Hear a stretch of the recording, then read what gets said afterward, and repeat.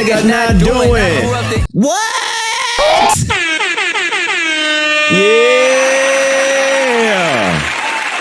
We about to get this thing started. Come on in the chat. Come on in the chat, man. What they say, stop doing it. Stop doing, because I ain't stopped doing it. What? Right here that started everything. How long ago this song was? 10 years ago? Man, when Kendrick came on to this, man, he shook the whole game up. Had the whole game in a frenzy. Everybody was reacting to this. Oh my God, man. Did y'all see that? Did y'all hear what Kendrick did? Did y'all hear what Kendrick did? Man, come on, man. This is what kind of started it. As far as, you know, Drake feeling the way that he feeling. And then he did a little interview. Well, I just seen, Kendrick Lamar, and, I just want to know, why you said my name in a song. This old sensitive ass nigga, right?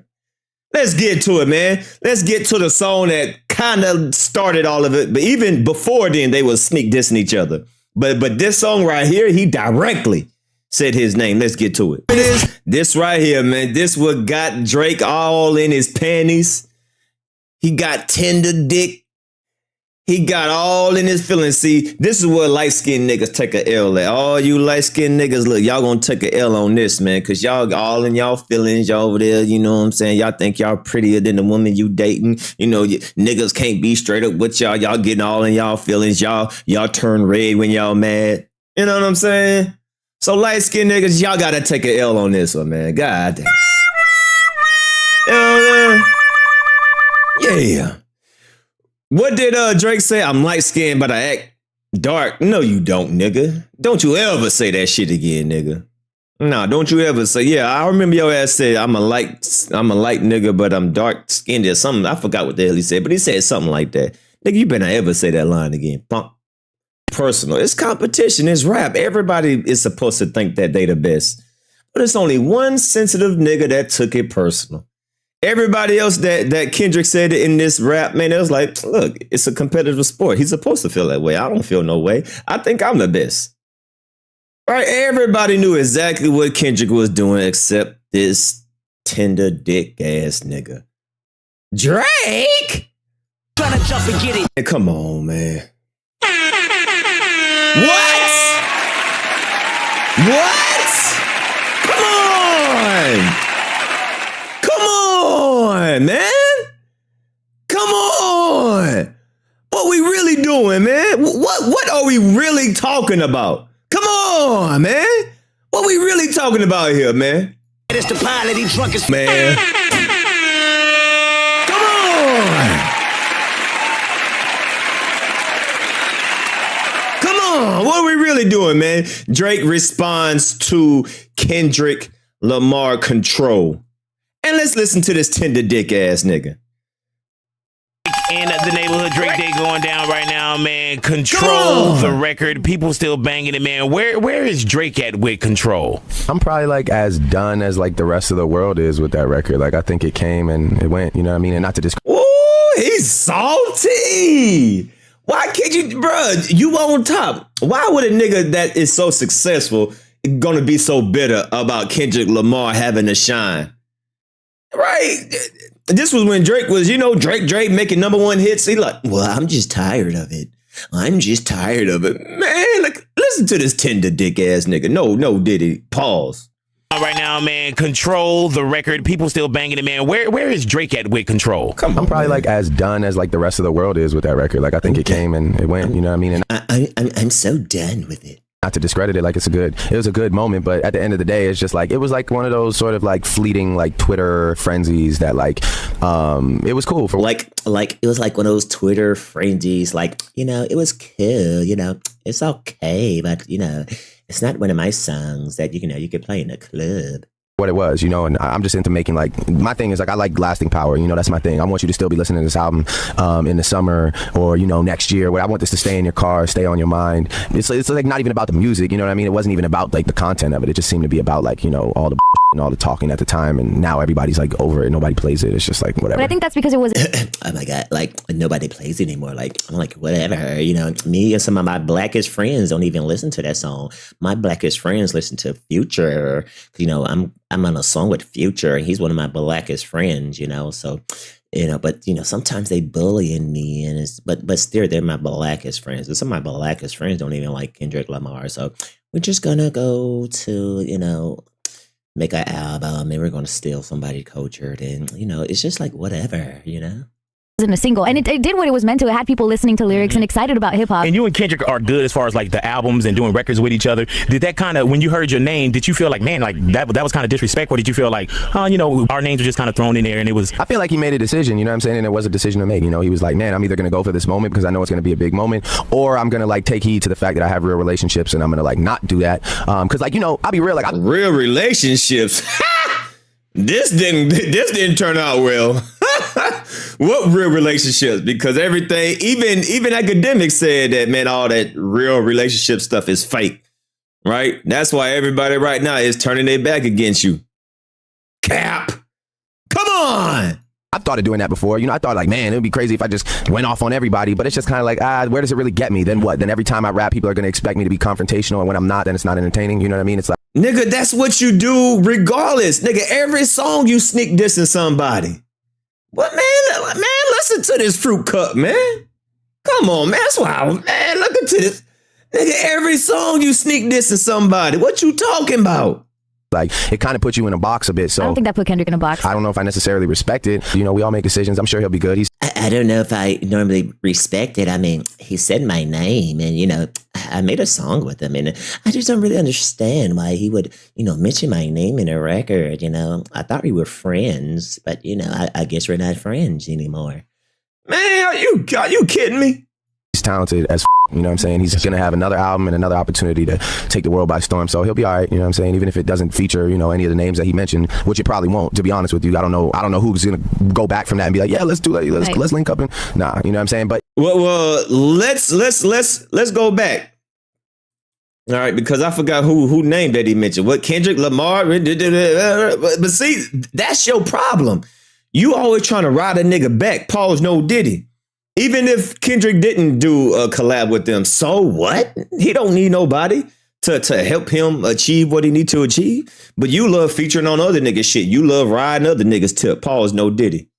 Well, you know, the people that he say in his well, you know, the names that he said, I don't think he's going to do the song with them. So, you know, he just kind of like put himself in a bubble. Good. Shit. He'll be all right. You know, he's a talented dude. Does it make you like not want to collab with him? Yeah, I'm good right now. You know what I'm saying? Like, I'm just about this album and me. And, you know, I don't know necessarily if I feel like 100%. Like, I'm not like, man, send me some, let's work. Like, nah, not really. You know what I'm saying? Like, I'm No, but that's a damn lie because didn't Kendrick say that you was over there trying to beg him for a song? And he was like, nah, I'm good. Like, no, I don't want to be friends with him right now. You know, I'm just working on my, you know, album for the summertime. You know, and I'm about to drink this Fruitopia wine cooler right now. Hold on. Let me take a sip of my wine cooler. Hold on. Okay, I'm refreshed.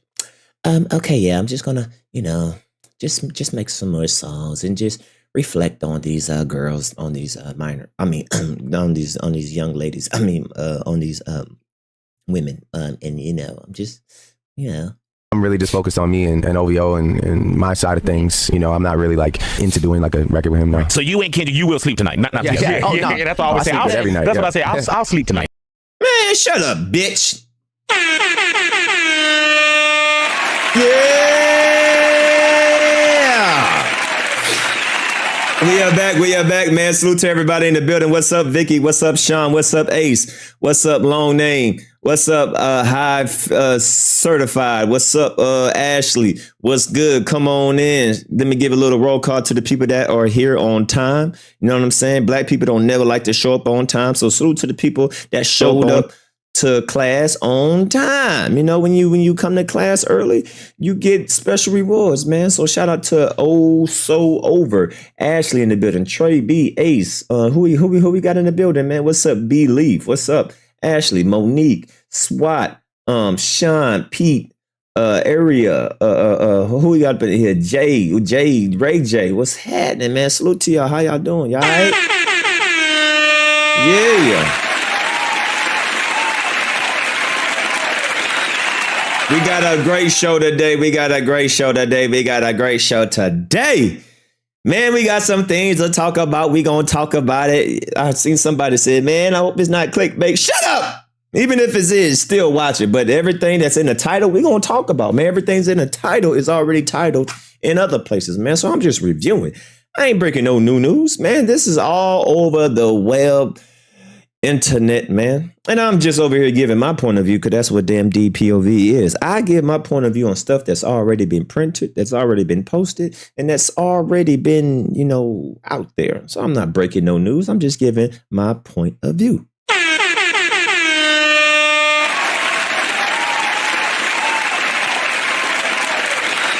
You feel me? Drake kisses another 16-year-old girl.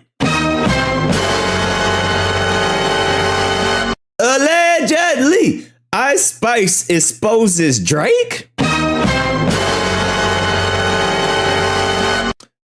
New Drake diss by Rocky ASAP. DJ Academics. What? What? I'm talking about this. Yeah, we got DJ Academics too. So salute to everybody in the building. Come on in. Hit that like button, man. The first thing y'all need to do in here is hit that like button. Salute to everybody up in the building. I see y'all in the chat. If you're new to the channel, hit that like button, hit the subscribe button. And the Cash App is open. It's down below. Follow me on my Instagram. Okay. Salute to everybody who's been following me on Instagram, that been sending me stories, articles, videos. If you see anything that you think that would be valuable for the live stream, definitely send it to me. Send me a DM and I will do a review to it, man. So salute to everybody out there that's been sending me DMs, sending me videos, articles, videos, all that good. Shout out to y'all because y'all the real MVP. Yeah. New York, New Jersey. Look, New York City, I could tell the people want it. Yeah, I said that. A. Evans super chatted $1.99. Yeah, I said that. Appreciate the $1.99. Thank you for your third donation on the live stream. Appreciate it. All donations is appreciated. Thank you kindly. And as you see, when you donate, your donation will be read out loud and it will be seen out loud. So, if you want to express yourself and let everybody hear it and let everybody see it, and you want to support me at the same time, show me some goddamn love. You feel me? Just like New York, New Jersey. Yeah, man, I'm ready. New York City, I could tell the people want it. Yeah, I said that. A. Evans super chatted $1.99. Richard Fitzenwell is Drake's name. Whoa, Richard, who? Wait, whoa. Oh, yeah, that's a whole nother rabbit hole, man. It's a lot of rabbit holes, snake holes, turtle holes. It's a lot of holes out there, man. Some wild, crazy stuff going on, man. Allegedly. Appreciate you. Yeah, man. Boy, trust me. I seen a live stream. I ain't going to talk about it now because, boy, there's some crazy stuff in that live stream. But I'm going to wait till the news break until I break that. Because that was crazy. Shoot, I know what to talk about, what not to talk about. I'm gonna wait until it actually breaks. Then I'll be like, yeah, shoot, but yeah, I seen a live stream that was kind of intense. That got some dark, freaky stuff. So I ain't gonna put that jacket on them just yet. I'm gonna wait till CNN covers it, and then I'll cover it. But I don't want to, boy. If you know, boy. There's some crazy stuff out there. But allegedly.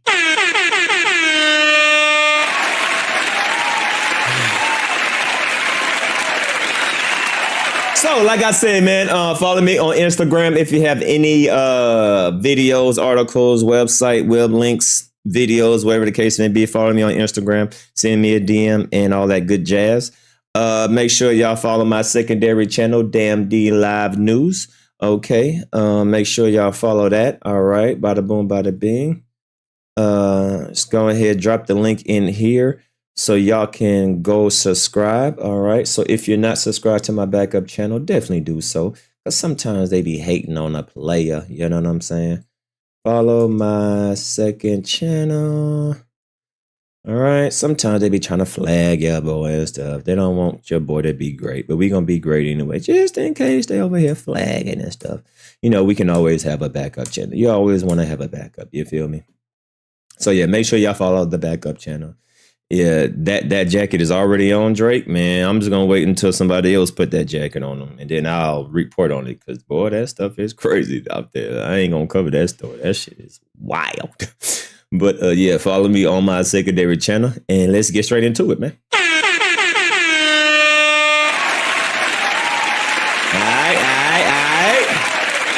So let's go over some videos that y'all sent me that I just want to go over. Like I said, all these videos are videos that people have sent me in my Instagram. So if you see anything like this that you think would be interesting, that you think that'd be funny for the live stream, just follow me on my Instagram DMD. So let's get straight into it. A minor. Whoa, wait, what? And Baka got a weird case. Why is he around? Certified lover boy, certified pedophiles. Wop, wop, wop, wop, wop. That fuck 'em up. Wop, wop, wop, wop, wop. I'ma do my stuff. Why you trolling like a bitch? Ain't you tired? Trying to strike a chord and it's I got my eyes on you. Oh, that's crazy. Boy, ain't no fucking way, boy. Boy, ain't no way, boy. Oh, Ain't no fucking way, boy. that's messed up. Boy, ain't no way, boy. Boy, ain't no way, boy. That's messed up. Boy, ain't no way, boy. Boy, ain't no way, boy. That's messed up. Boy, ain't no way, boy. Boy, ain't no fucking way, boy. If Kendrick and Drake did a collab, that's crazy. Okay, let's just start from the beginning. That's crazy. And Baka got a weird case. Why is he around? Certified lover boy, certified pedophiles. Wop, wop, wop, wop, wop. That fuck 'em up. Wop, wop, wop, wop, wop. I'ma do my stuff. Why you trolling like a bitch? Ain't you tired? Trying to strike a chord and it's I got my eyes on you. Wow. A minor. Everything that I see, I won't show high love anymore. A minor. Endlessly, girl, and you know. A minor. You act so different around me. A minor. Cause you're a good girl and you know. A minor. I know exactly who you could be. A minor.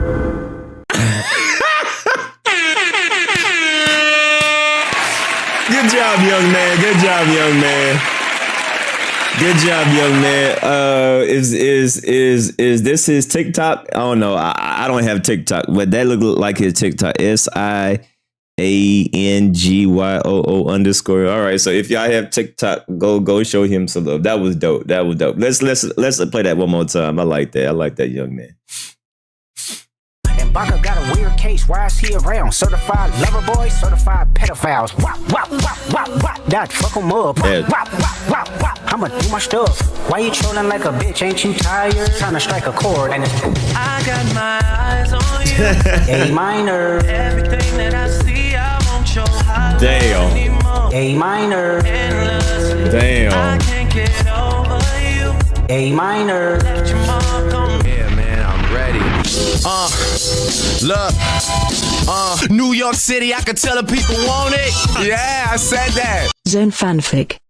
Super chatted $4.99. Signifier and Relief just made two of the most important videos of the decade.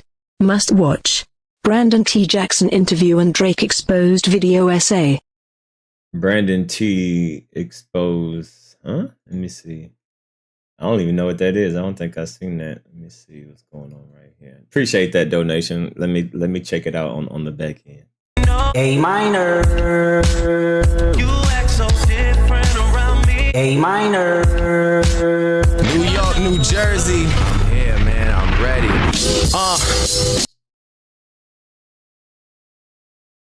Look. Yo, what's good? Boy, Brandon New Jackson. York City, I could tell the people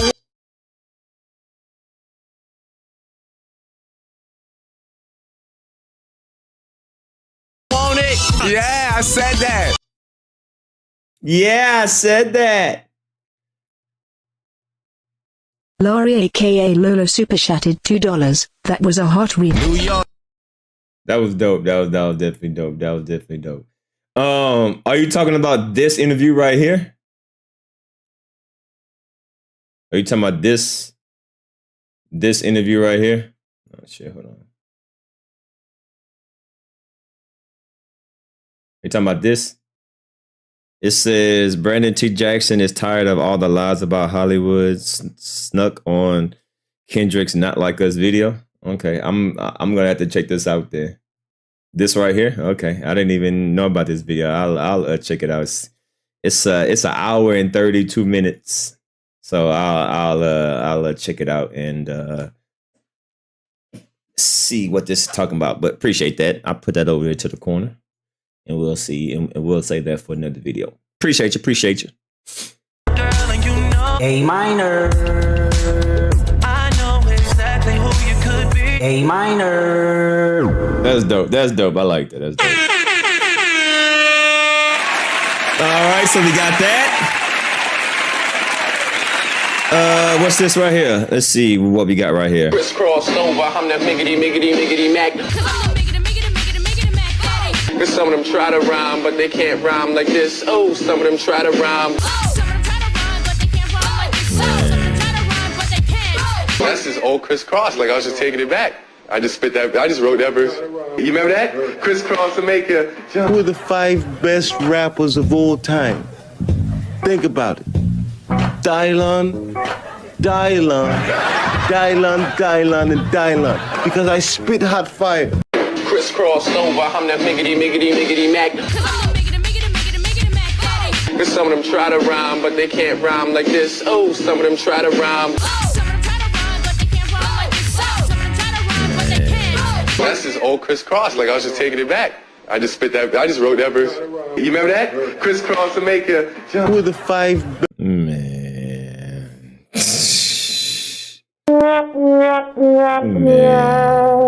Jesus Christ, man. Poor thing. God damn. What else we got, man? What else we got? Jesus Christ. Hey, what is this?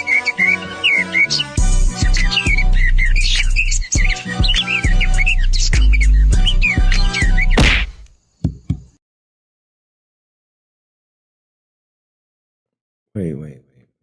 Hold on. What the hell am I looking at? Wait, that is a pigeon singing Kendrick's words. Oh, wait. Hold on. Is the volume low or is it just me? Hold on. It felt like the volume is low. Hold on, let me go to a random video. Let me just go. So shout out to Kendrick. Okay, yeah, okay. I guess it's just a video. Okay.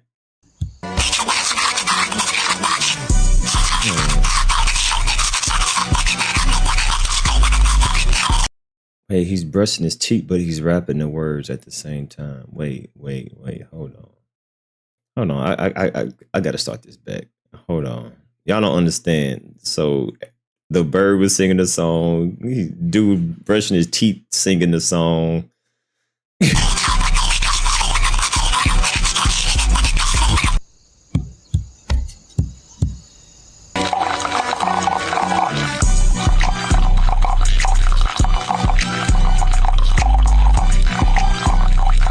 Now the faucet is singing the song. This is basically what's going on right now. Everybody's singing this song. Everybody and everything is singing. This is basically what's happening right now. You got the bird singing a song. I just played a video where you saw that young white girl singing a song in front of her mother. This is basically what's going on right now. All genres, all genders, all races is getting in tune with this song about Drake allegedly being a pedophile. Why he got an M in his head? Is that because of my... I ain't gonna say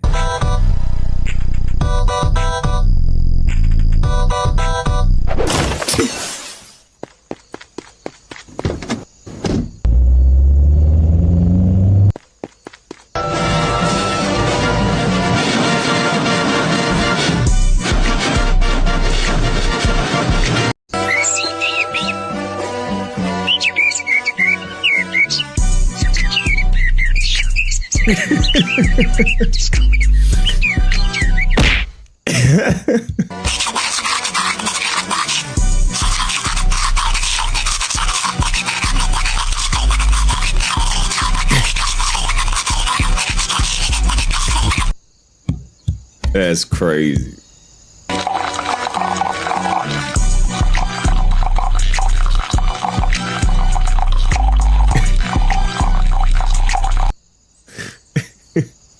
He can't escape it. Basically, they saying that Drake can't escape this. No matter where Drake go, he can't escape this. No matter where he go, and that's pretty accurate. No matter what he do, no matter where he go, he gonna have to live with this. I like that. That's funny. I like that. That was a good one. That was a good one. I like that. That was good. All right, so let's get into some headlines. Let's see what we got going on. But basically, that's what's going on, man. Drake is people never gonna let this go. And that song is so popular, it's so catchy that everybody's singing it. Everybody. All right, so here we go. Drake quotes Kendrick Lamar, "Not Like Us," while reacting to Hotline Bling impersonator. As I said, man, this is going to live for Drake forever. Okay, so let's see. Drake is poking fun at his beef with Kendrick Lamar now that the feud has seemingly died down. On Sunday. Oh, so this happened today. On Sunday. Oh, yeah, shit. This just happened today. On Sunday, July 28th, Drizzy took to social media to repost a clip of a lookalike performing Hotline Bling at a boxing gym in New York.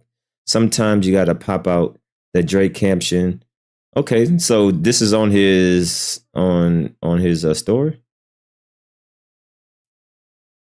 Okay, so is this on Champagne Poppy's story?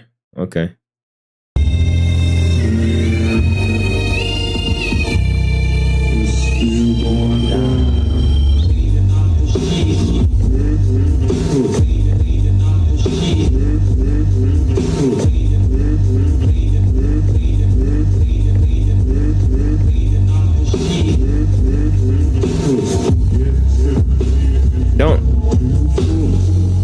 I don't appreciate you playing my shit. I'm from Houston. I don't want you playing my shit, bro. Stop. Leave my shit alone, bro. This is where I'm from. I don't appreciate you fucking with my shit, man. I grew up in this shit. I'm from Houston, Texas. I don't appreciate you doing this.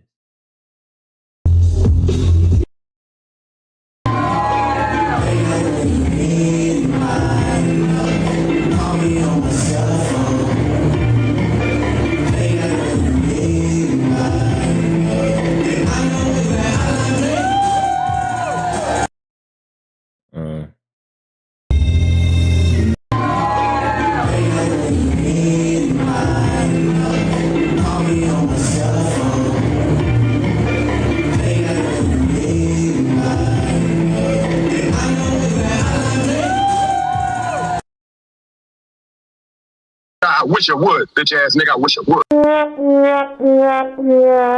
would. So that's supposed to like try to Eminem yourself?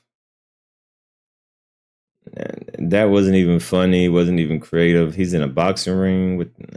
I guess I don't know what that's supposed to do. Is that supposed to? You supposed to make fun of yourself or something? I guess. Drake posts funny video of an impersonator uses Kendrick Lamar lyrics as a comment. I guess. It's just stupid. I was dumb. Sometimes you gotta pop out and show niggas. I guess. Check out. So is this the fake Drake? Let's see what. Hey, fuck that. Y'all don't see Khaled and got motherfucker walk behind. Hey, bro, hit him with that shit. Another one. Now he do look like DJ Khaled. That is kind of crazy. That he do look like DJ Khaled. I ain't gonna lie on that. He do look like DJ Khaled. That's funny. Y'all don't see Khaled and got motherfucker. Hey, I ain't gonna lie. I thought that was Khaled at first. I ain't gonna cap. I thought that was him. Now he actually do look like him. That's kind of crazy. Motherfucker walk behind. Hey, bro, hit him with that shit. Another No, that's actually funny. That's actually funny. He actually do look like that motherfucker. Okay, all right. So let's see. What else did we got? No, this wasn't funny. This was corny. This is stupid. I don't know what that is. Yeah, this was. So this is the guy, New York Nico. Yeah. Khaled, this Khaled video was funnier than this fake Drake person. So let's try it. All right, moving on. What else we got?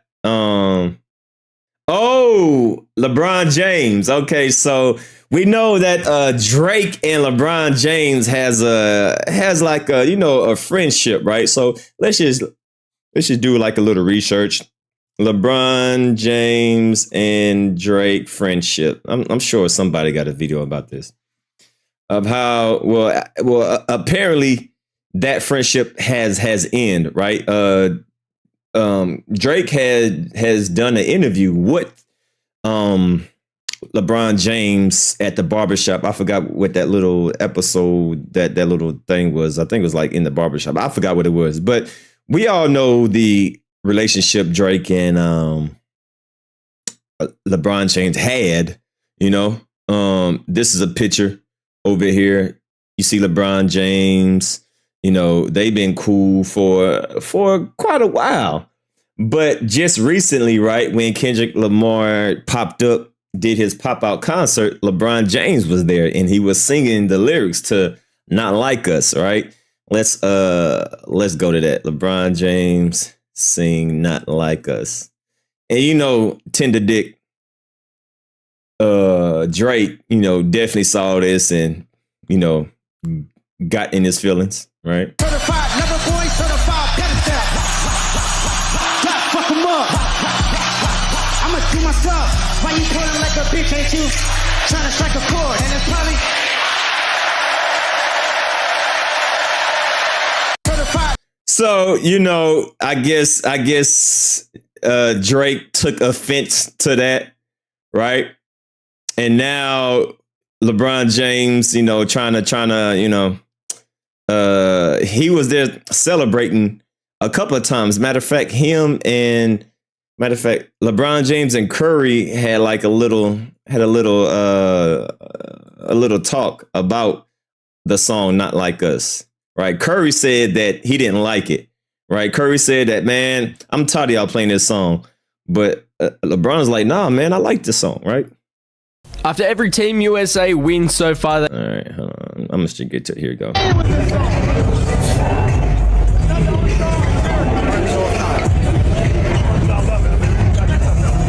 See? So Curry said, man, I'm tired of this song. Is this the only song that they playing? But LeBron James said, nah, I love this song. And the relationship that LeBron James and Drake, I guess used to have. So I guess, Drake was in his feelings. And now it seemed like, Drake unfollowed LeBron James. Matter of fact, let's check. Let's check on Instagram. Let's see. Is Champagne Poppy still following LeBron James? Let's just double check. LeBron James. Is he still following LeBron James or no? Nope. He ain't following King James. Hold on. What's LeBron James' Instagram name? I don't know his. Maybe it's a different Instagram name. LeBron James IG. What's LeBron James? King James. Okay, it's King James. All right, so let me put King James. Is he still following? He ain't following LeBron. He's not following LeBron James. All right. So yeah. So his Instagram name is King James. And if you type in King James, he's not a friend on on Champagne Poppy's Instagram, right? Here go Champagne Poppy Drake. You just click on here, and then you can see who he's following. Just type their name, but you put in King anything, it don't pop up. So obviously, Drake felt some type of way of LeBron James liking Kendrick's song. So apparently they're not friends no more. So I found this video to be kind of funny right here, and let's go through it. All right. Bada bing. Where's that video at? All right, here we go. Shout out to D Green with this, man. Hey. No longer with Drake. Now, what specifically LeBron and LeBron no longer with Drake? Now, what specifically happened? We don't know, bruh, but it must have happened behind the scenes. But it really all started when LeBron popped out to the Not Like Us concert, rapping along and dancing. LeBron has been seen on multiple occasions dancing to this song. Nah, bro. Nigga, I got a man tatted on my arm and he's over here like certified lover boy, certified. That's crazy too, man. Just how dumb. Look how dumb you are, bruh. You got a man tatted on you. And I did a whole video about that, right? I did a whole video about how Drake has LeBron James tatted on his arm. So you're going to unfollow him and you think that's going to do something. That nigga's still on your arm, though. What, you going to get are you going to cover his tattoo on you? Even if you cover his tattoo, he's still going to be on you. Even if you cover up that tattoo, that nigga's still going to be on you. A pedophile. No, hell no, nigga. Where is Drake friends? Bro, I tatted your face. Nigga, I tatted a portrait on me and you dancing that I'm a pedophile. Bruv. Yo, LeBron should be checking yo. When I'm in the arena, that song don't play. Facts. That's my man's. He got me tatted on him. It's my man's. He been rocking with me since 2012. We partied in Miami when I won my first chip. LeBron, you a foul nigga, gang. You a foul nigga. But then it got even worse when Steph Curry was like, I'm so tired of this song. Right. And LeBron went out of his way to say this. I love it.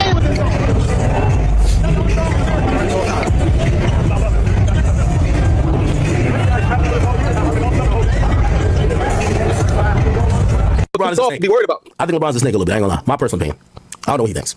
You think LeBron's a snake? How's LeBron a snake when how's this grown ass billionaire? LeBron James is a grown ass man. If he want to rap a song, rap the lyrics to a song, he can do that, man. These niggas act like they in some type of cult or something like that. What y'all need to be saying is like, Drake, why the fuck you got LeBron James tattoo on you? Y'all worried about LeBron James singing a song, but y'all ain't asking Drake, yo, why the fuck you put LeBron on your arm, bro? Yo, 80. Hold on. I'll explain it. I'll explain it in very short and sweet analogy. If for whatever reason I felt I owed 80 enough loyalty and I had so much love for him to tattoo him on my body, and somebody made a song about me being a pedophile. Nah, they ain't no loyalty. That's certified weirdo. Certified lover boy, certified weirdo. That's weirdo activities. That's sus activities. Nah. Matter of fact, I would not want to be nobody's friend if they tap me on them and I'm still living. I wouldn't feel comfortable. I'm over here dapping him up and I see me on him. Nah, I don't feel comfortable. Nah, we ain't friends no more. Matter of fact, right when you get me tatted on you, yeah, our friendship just ended. Hell no. That's weird. And he was there at the show dancing to it, celebrating it. Then it comes up 2 months later at a basketball game and say 80 plays basketball. And then somebody says to him, damn, I'm tired of this song. And he says, nah, I love it. I will look at 80 and say, you're fucking disloyal to it. Like, come on, bro. Like, goddamn it. Yo, you're not the guy who I fuck with. Like, yo, come on. Well, no, but nah, this is crazy, LeBron. You love a song that's calling Drake a pedophile? Now, we all know Drake and LeBron used to be tight, bro. I'm talking about Drake donated money to LeBron's school and all types of shit. I've been trying to figure out what I could do for, obviously this moment. So I'm going to look. Obviously, LeBron must know something. It ain't just a song. Maybe what if the song is true? Yeah, you got to disassociate with yeah. LeBron, keep the kids away. Curry, keep the kids away. Y'all heard Drake. Y'all heard Kendrick said, keep the family away. Keep the kids away. Yeah, he was talking. He said LeBron, he said Curry, he said a whole bunch of names to keep the kids away, keep the family away. Myself, Eddie from State, we're going to dedicate $1 million to the I Promise School, and I'm going to drop it off myself before school. Wow. Oh, man, appreciate it. That's it. My kids going to go crazy. I'm going to do a little dream. But I don't know what's going on, bruh. And then Drake took to Instagram and posted Curry, Kevin Durant, and Shai Gilgeous-Alexander, but no LeBron. Now, for what reason would he not post LeBron?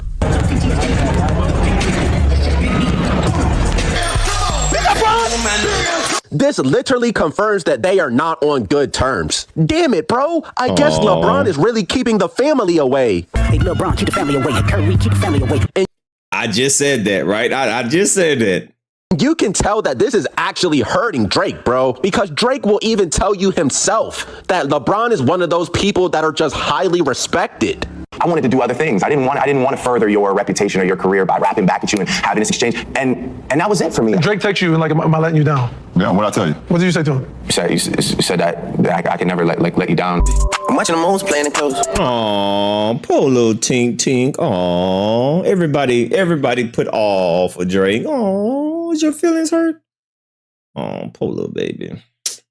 So now, since he don't want to be LeBron James fan no more, now he's a Curry fan. Well, I like Curry too. That's nothing bad. But he don't want to be cool with LeBron James no more. We got Drake is Team USA, Hooper's favorite. Admits that Curry, Kendrick Lamar remarks. Okay, so let's see what is this? Who would have guessed that Drake would be overwhelmed favorite amongst the US team player battle rap with Kendrick Lamar? Okay, what does this mean though? Is there some type of video or something? What is this? This is weird. Of course, Drake and their Frazier, but one single player in the video mentioned Kendrick Lamar. Derek White actually said that J. Cole is his GOAT when it comes to his warm-up playlist. Kind of weird, honestly. The post quickly went viral with fans and media outlet alike speculating on the significance of Drake's universal appeal amongst the basketball elites. Durant, Booker, and Tatum were seen to be jamming out to Drake hits from God's Plan and Laugh Now, Cry Later. Okay. This is weird. I don't know why you got two men together. That are they going on a date or something? That picture looks a little sussy dusty. I don't understand that, but okay. However, Express, Not Like Us. Yeah, we already read that. Okay, I think that's it. All right, well, yeah, that's it for that. All right, so I thought that was funny that Drake is no longer wants to be LeBron James fan because he's singing the lyrics to a rap song. So I just thought I'll highlight this. Now look like we got some more beef.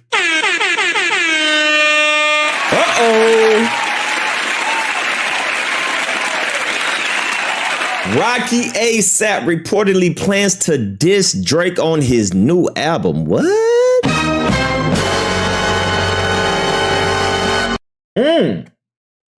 This is interesting. Now, I remember, everybody was cool with Drake. I remember a time when Drake would, shout out ASAP Rocky and ASAP Rocky would shout out each other. So I'm interested to see where this went left, But like I said, man, it seemed like a lot of people ain't feeling the kid, man. So it looked like ASAP Rocky is serving up, is wanting to get a lick on the Drake pinata. Right? Wop, wop, wop, wop, wop. I'm a fucking mub. Everybody getting their licks in right now. So it seemed like ASAP Rocky is looking to join the party when it comes to, taking jabs at Drake. So let's see what we got going on over here. All right. Why did ASAP Rocky look like a dyke? Is it just me or that nigga look like a gay dyke? A gay dyke. That's crazy. That combination crazy. Boy, if you wouldn't know no better, I'd be like, man, this nigga, I ain't gonna say too much. I ain't trying to get canceled. But yeah, that nigga like a dyke. All right. Anyway, ASAP Rocky claps back. Let's see. All right. ASAP Rocky, longly awaited album, Don't Be Dumb, drops on August 30th. Pretty Flocka may clap on Drake. On Friday, July 26th, appears that Ebro in the morning show during a discussion about Rocky's forthcoming LP gives details about hearing an anticipation project. Okay, do we got a video? I want to read this shit. Okay, I guess it just is. I heard songs being played. I heard Slick Rick revealed. That's amazing. I also heard Rocky ASAP definitely addressing a lot of the main topics that are happening right now. Let's just say the list keeps going on strong. Okay, so I guess Ebro said that. So I guess Ebro heard some songs, and it seems like Rocky ASAP might be joining the party when it comes to Drake. Drake and ASAP Rocky beef. Drake and ASAP Rocky, they've been trading shots since Aubrey appeared to diss Rihanna. Ah, okay. That's where the diss come from, which I can understand, right? Are they married? I don't know if they're married, but that's the mother of your child. So yeah, you're going to definitely feel some type of way if someone takes shots. Yeah, because I thought it was cool, but yeah, it seemed like, it's over Riri. So yeah, I would definitely feel some type of way. I would definitely, okay, I ain't mad at that, that's the woman that gave birth to your child. So okay, I respect that. All right, for all my dogs, last November and January, Rocky appeared to shade Drizzy on the Kid Capri song. And wow, in April, ASAP Rocky returns fire again on a future. Okay, he did. All right, so let's listen to these words. Oh, okay. Wait, here you go right here. Let's check this out right here. You're confirming that you heard this on an ASAP Rocky's upcoming album. I heard songs being played. I heard Slick Rick. The Ruler. Yeah, that was amazing. The Ruler. What? And I also heard ASAP Rocky definitely addressing a lot of the main topics that are happening out there right now. So it's gonna be interessante. Let's just say the list keeps going on strong. So you're saying Rocky's still on Drake's list is what I hear you saying. Oh no, he's going to be cemented on the list after this. Oh man. Okay, so it looked like we got a Rocky ASAP diss track coming up pretty soon. Okay.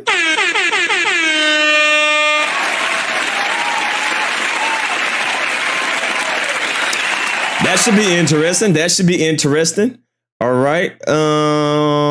Let's see. On the Kid Cudi song "Wow" in April, Rocky. Okay, let's listen to this song right here. Fires on Metro Boomin. All right, just for content purposes, just for those who didn't hear it, let's see what Rocky ASAP said on these songs. All right, let's just check them out. Let's check them out to see if we can catch any diss on there. All right, show your hands. Rocky ASAP. Okay, let's go. Most of his shit be ass, man. I don't see what y'all see. Y'all be like, man, Future's a trendsetter and shit. No, he not.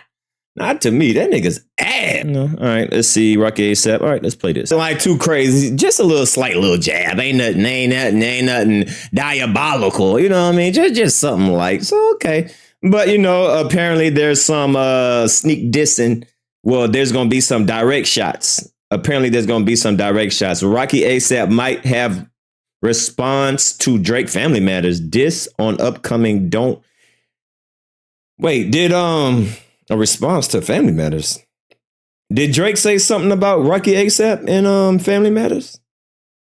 Am I missing something? Let me see. What am I missing? Rocky ASAP, Friday, I heard that. The radio, Rocky ASAP will seemingly be Drake's. Rocky ASAP will seemingly be responding to Drake's Family Matter. What did he say on there? I don't even remember what Drake said on Family Matters. That's how crazy. I don't remember nothing Drake said on Family Matters. I got to listen to the whole thing to know I don't remember nothing. In the third verse, okay. Well, let's check it out. I really don't remember nothing on Family Matters, Seriously, I'm not even lying. I don't remember shit Drake said, but just for content purposes, let's go to, because I got to refresh my memory because I don't remember shit what Drake said, but y'all said on the third verse. Okay, on the third verse. Oh, let's see. You already played that. Okay, so let's see. Y'all said on the third verse. So matter of fact, let's just play the whole thing. Why not? Maybe in this song? Now, I'm not going to lie. This is not a trash diss. I actually like the song. I like the song. I like the beat. I like the flow. But they ain't fucking with Kendrick's. All right. See, I'm not an all the way hater. I like this song. I like it. It was a good song. It wasn't bad. But when it comes to like, did this override what Kendrick did? No. But I liked it. Yeah, this didn't age well at all. This didn't age. See, one thing about Kendrick's song, nigga, we still trying to like, we still finding out new clues that proves what Kendrick said is right. And we listening to this and we hear nothing but cap, nothing but lies. But we still finding out new Easter eggs. We still finding out new hidden gems in Kendrick Lamar's song. Now, when you listen to Kendrick Lamar's songs, you be like, oh, damn, he was right all along. Oh, shit. Yeah, he was right there. Yep, he was right. Yep, he was right. But when you listen to Drake, you be like, no, that's not happening. No, that's not what happened. No, that's a lie. No, you lied right there. No, you lied right there. So yeah, this Drake's disses didn't age well. Look, New York City, I could tell the people want it. Yeah, I said that. Ashley, you say super shattered $1.99. Nah, not even close. Hey, Kendrick just opened his mouth. Once again, I like the beat. Nah, man, this ain't fucking with none of Kendrick's shit, man. Nice beats, but just the lyrics that was said in this didn't age well at all. I hear a lot of cap.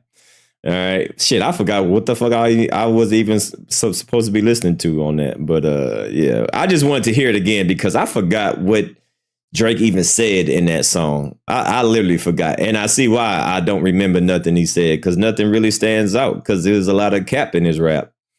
It was a lot of cap in his rap in there. So, beats was hard, though. You know what I'm saying? The beats that he, nice flow, nice everything. But the words that he was saying, really didn't live up. It just didn't age well. So, yeah. Yeah. All right. So, anyway. All right, so there we go. So yeah, look out for Rocky ASAP might be dissing Drake. All right, moving on.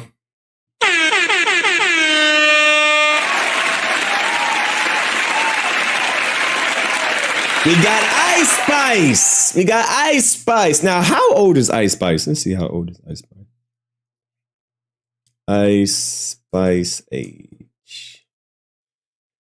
She is 24. All right, she is 24 years old. Ice Spice. Keep that in mind. She's 24. All right, 24.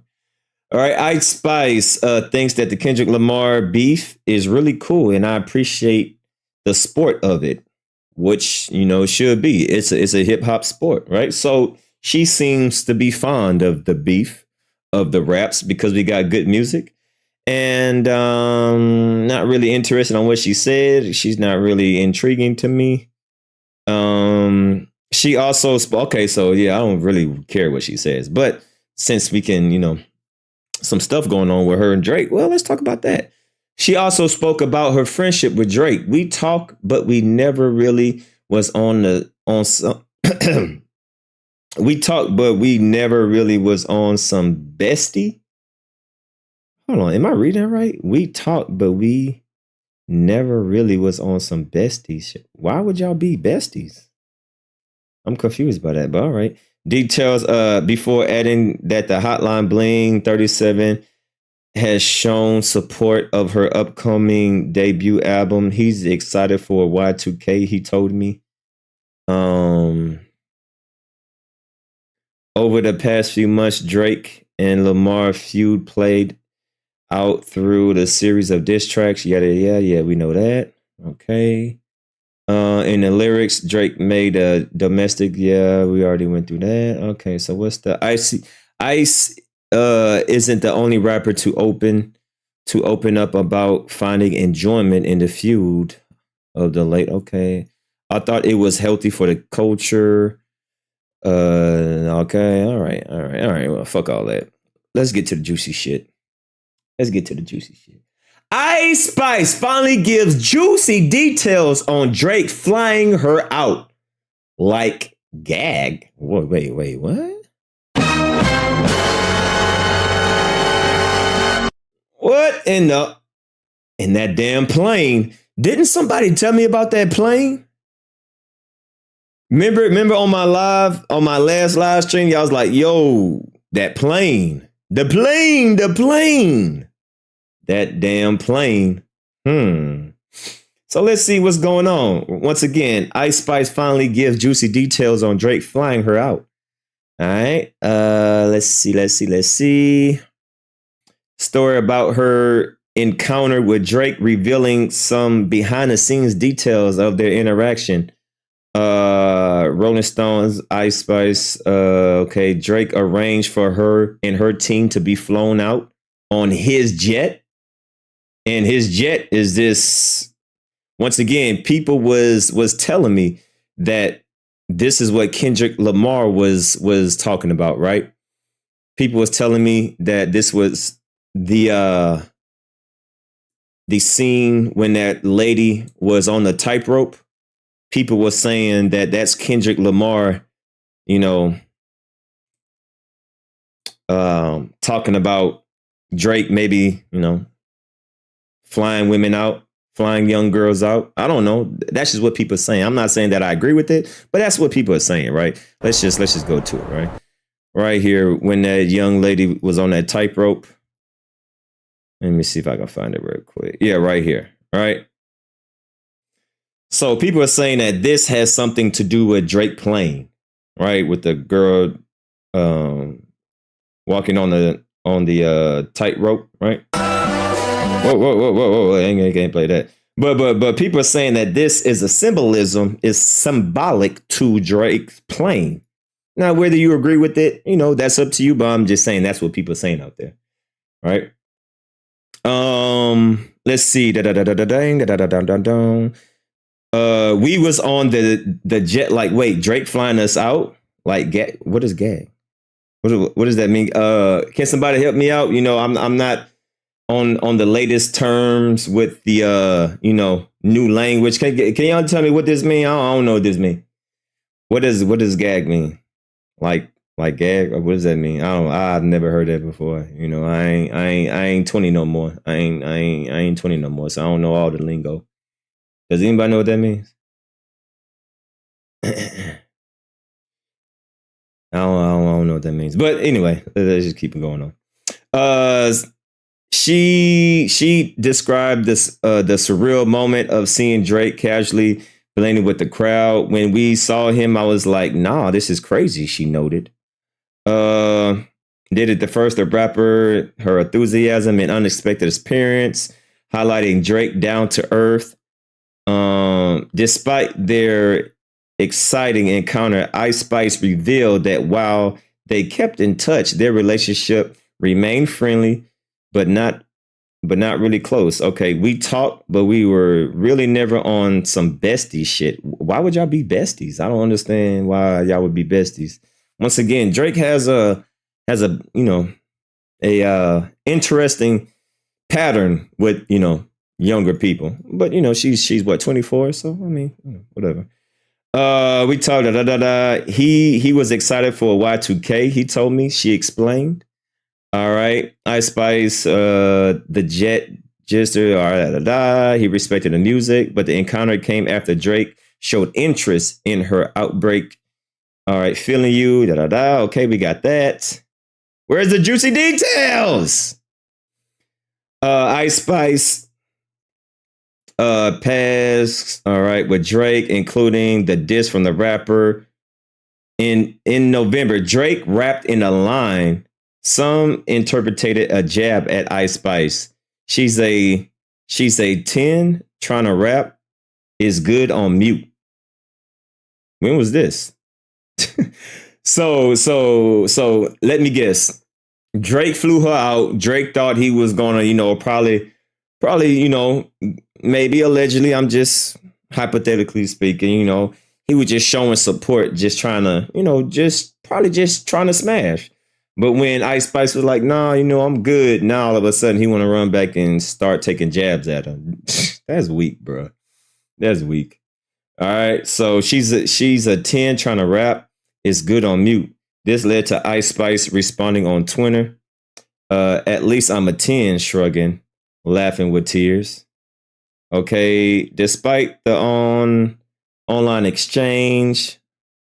All right, we're cool. She confirmed. We spoke after that a couple of times. We're good, but there's no beef. The rapper also addressed on social media unfollow from Drake. That nigga always get in his feelings. So anytime, look, one way you know that Drake is in his feelings is that he unfollows someone on Twitter and on Instagram, right? We just seen that he did that with LeBron James, and now he doing that with Ice Spice. So man, this dude is a straight female, man. This dude is straight female. Drake showcased the celebrity while Ice Spice comment paints on the wall as she continued to raise the industry. Her experience with Drake. Okay, so is that it? Okay, all right. Well, I guess that's it with Ice Spice and Drake. You know, I guess Drake flew out. You know, probably was just hyping her up. Just trying to, gas her up to, probably maybe have relations with her. But she was like, nah, I'm cool. So he said, all right, well, then fuck you then. I'm going to dish you on the song and I'm going to unfollow you on Instagram. Sounds about right. Sounds about right. New York, New Jersey. I'm here, man. I'm ready. Look. New York City, I can tell the people want it. Yeah, I said that. Princess, 2 hearts, super chatted $4.99. Drake fans are upset with Kendrick. They say he makes the brain work too hard. Crying face. Facts, right. Appreciate you with that $5 donation. Big facts. Now, this is the interesting details right here. This is where the 16-year-old comes in the title. Kylie Jenner.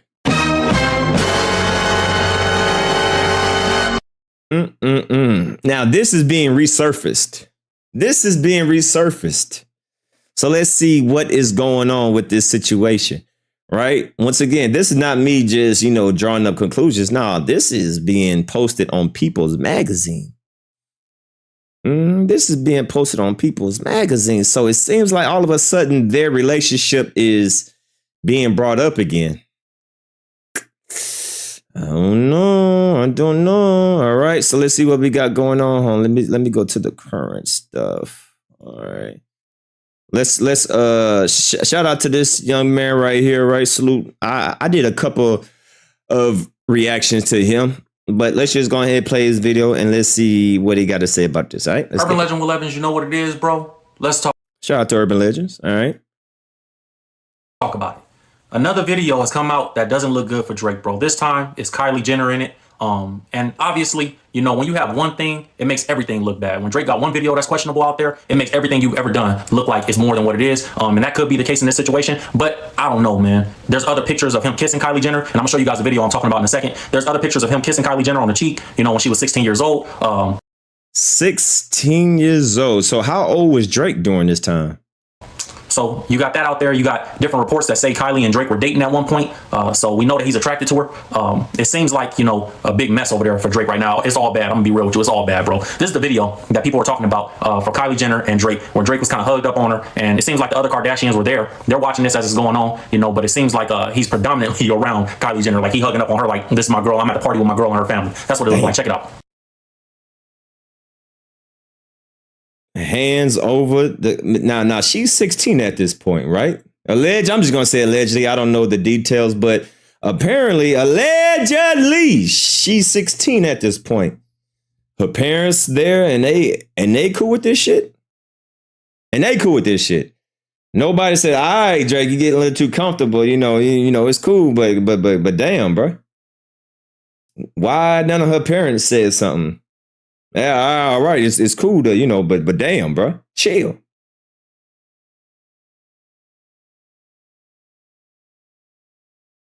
All right, so they dancing together. All right, having fun. All right, dancing. Drake smiling, blushing and shit. Why this nigga blushing like that? That people were talking about for Kylie Jenner and Drake, where Drake was kind of hugged up on her, and it seems like the other Kardashians were there. They're watching this as it's going on, but it seems like he's predominantly around Kylie Jenner. Like he hugging up on her like, this is my girl. I'm at the party with my girl and her family. That's what it looked like. Check it out. All right, they're dancing. All right, arms over the shoulder, getting a little feely. All right. I mean, you know, y'all can interpretate this as as you freely want to, but you know, just blushing, smiling, laughing. All right. All right, man, so there you guys have it. That's the video that everybody is talking about. Now, there's some reports going around talking about this. It says Drake was 27 at the time, but this didn't stop the rumors and speculation that So Drake was allegedly 27 and Kylie Jenner was 16. How old is Kylie right now? Let's see. Kylie Jenner. How old is she right now? Age. Holy moly. She's 26 right now. Drake is 36, right? Yeah, I think Drake is 36. Drake age. 11 years apart. Yeah, so they're 11 years apart.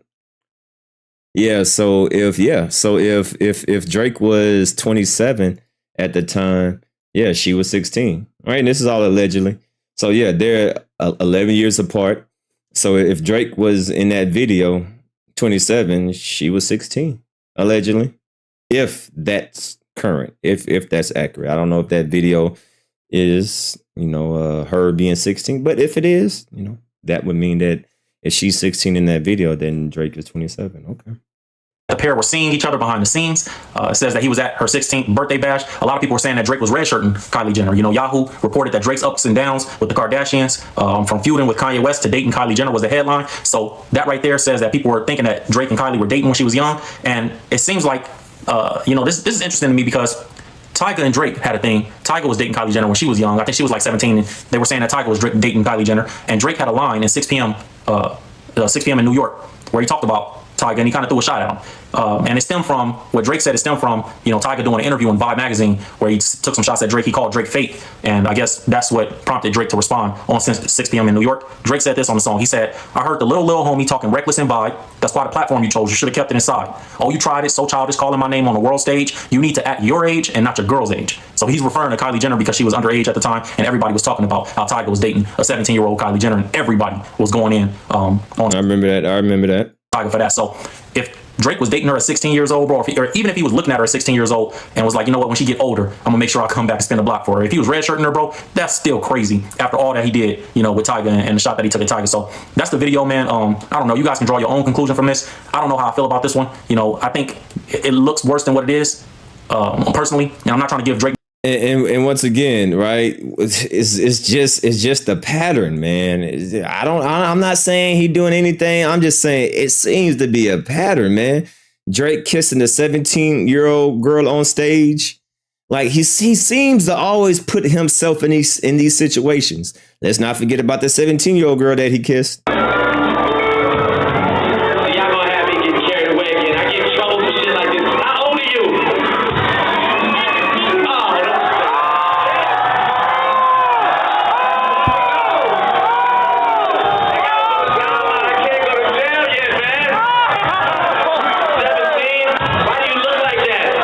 Why do you look like that? 17. Oh, no, I can't go to jail. No, not yet. Nigga say he can't go to jail yet. No, I can't go to jail. Not yet. Damn, why do you look like that? That nigga said yet. He said I can't go to jail yet. Once again, I'm just saying this is just a pattern with this dude, man. It seems like there's a pattern with this dude.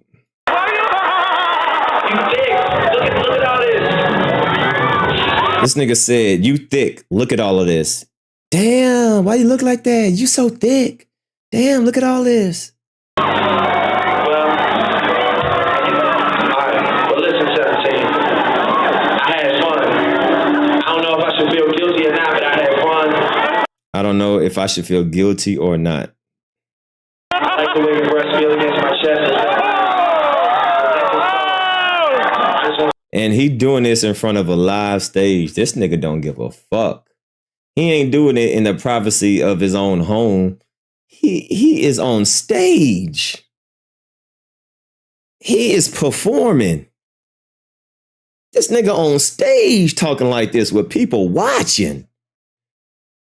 Oh, that nigga really don't give a fuck.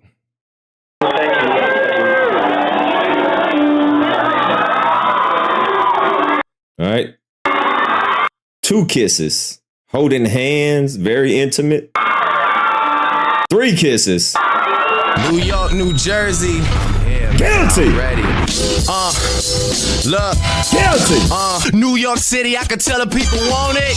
Yeah, I said that. Ashley you say super chatted $1.99 in D's voice. Guilty. Guilty. he gave her 4 kisses, 3 to 4 kisses on both cheeks, on top of the forehead, and then it looked like he gave her a kiss on the lips. 4 different kisses. Let's see. Appreciate that $1.99. Guilty. What? Well, there's 1. 1, 2, 3, 4, 5. 5 kisses on the lips. On the lips. 5 kisses. 1,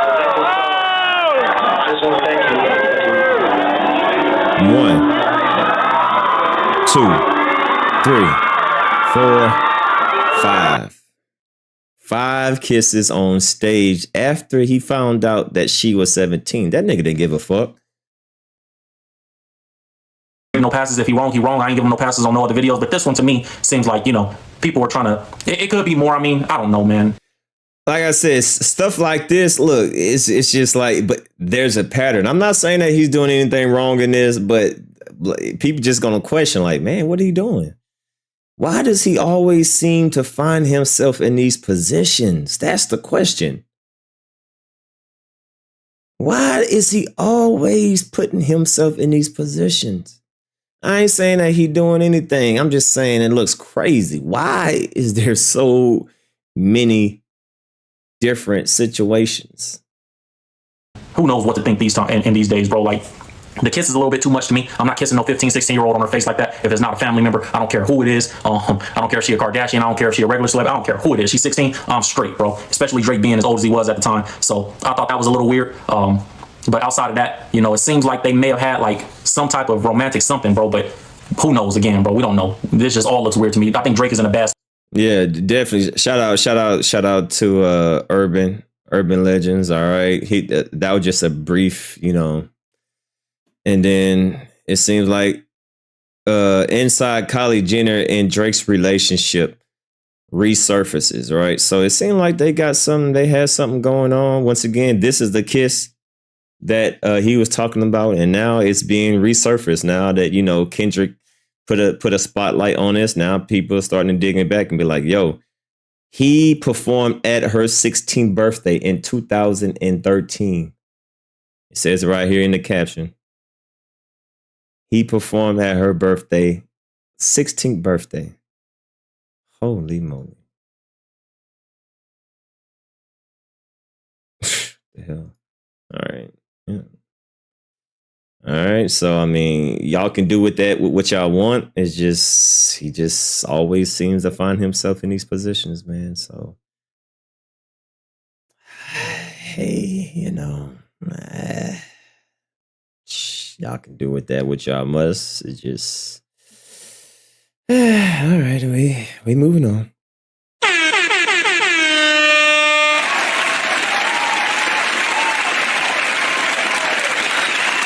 Now, last time, we talked about the new hidden Easter egg in that Kendrick Lamar, and I was like scattered all over the place because y'all were telling me stuff, and I was looking up stuff, and I was all scattered all over the place. But it seems like people, put the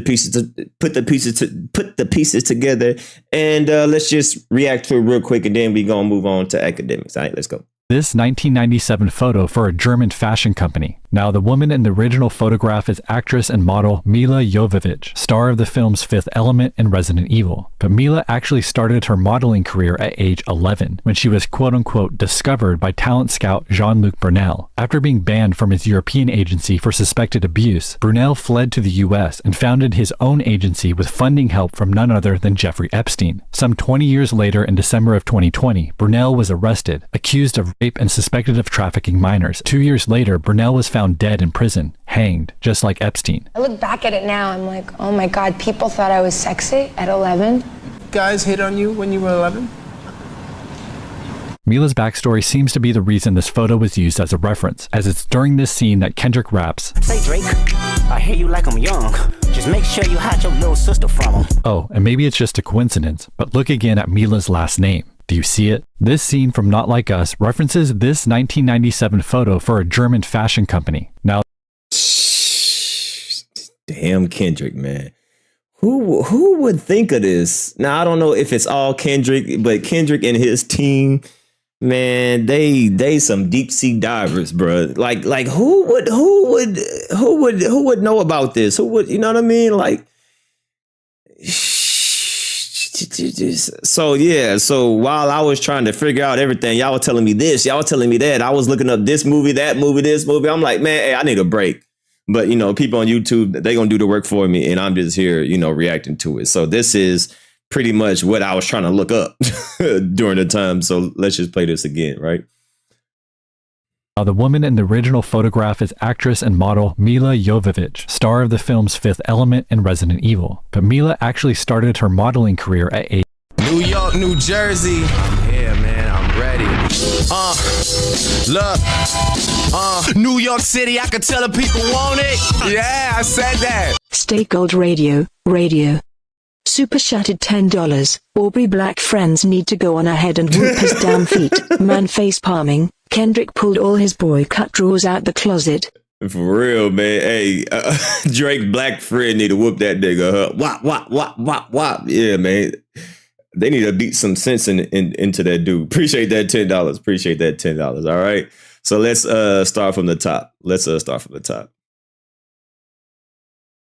This scene from Not Like Us references this 1997 photo for a German fashion company. Now, the woman in the original photograph is actress and model Milla Jovovich, star of the films Fifth Element and Resident Evil. But Milla actually started her modeling career at age 11, when she was quote-unquote discovered by talent scout Jean-Luc Brunel. After being banned from his European agency for suspected abuse, Brunel fled to the US and founded his own agency with funding help from none other than Jeffrey Epstein. Some 20 years later, in December of 2020, Brunel was arrested, accused of rape and suspected of trafficking minors. 2 years later, Brunel was found dead in prison, hanged, just like Epstein. I look back at it now, I'm like, oh my God, people thought I was sexy at 11.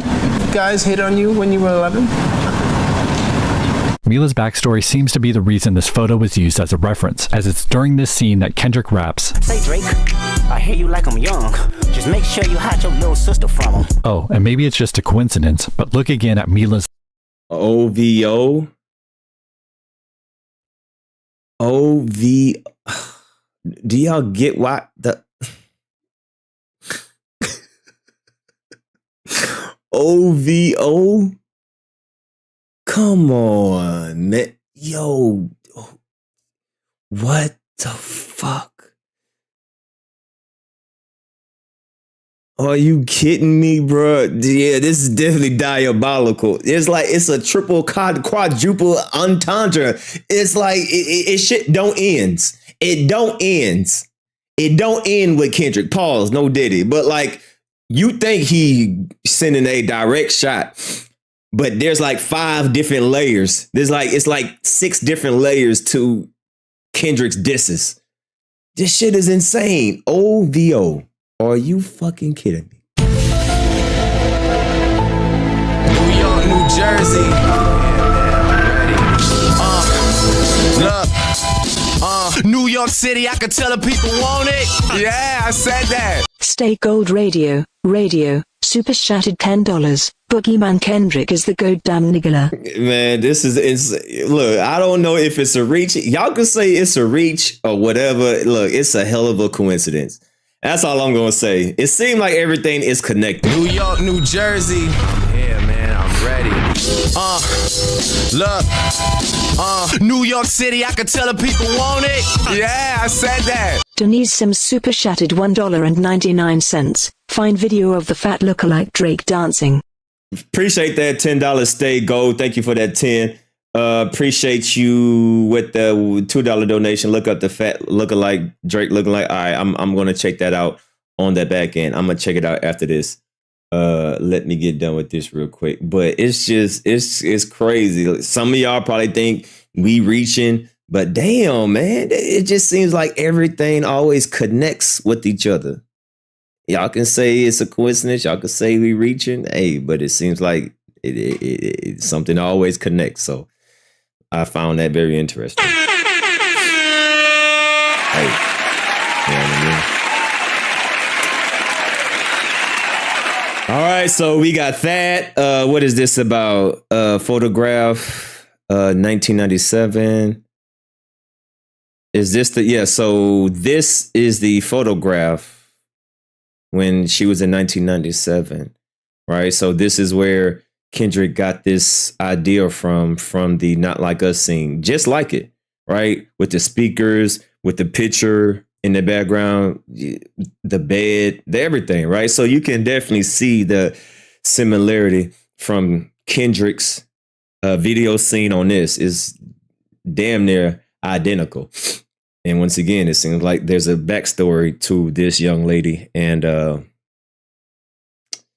the timing in which Kendrick uses this scene when he's talking about, hey, Drake, I heard you like him young. Then it goes to this scene and then come to find out, you know, all this extra stuff. So, you know, it seems like, boy, this nigga, it's crazy, man. Look at this shit, man. Jesus. Holy moly. I don't know. I think this is just, look at the speakers, right? You see the speakers? Damn near like the same type of speakers. Picture on the wall, picture on the bar, the bed. All right.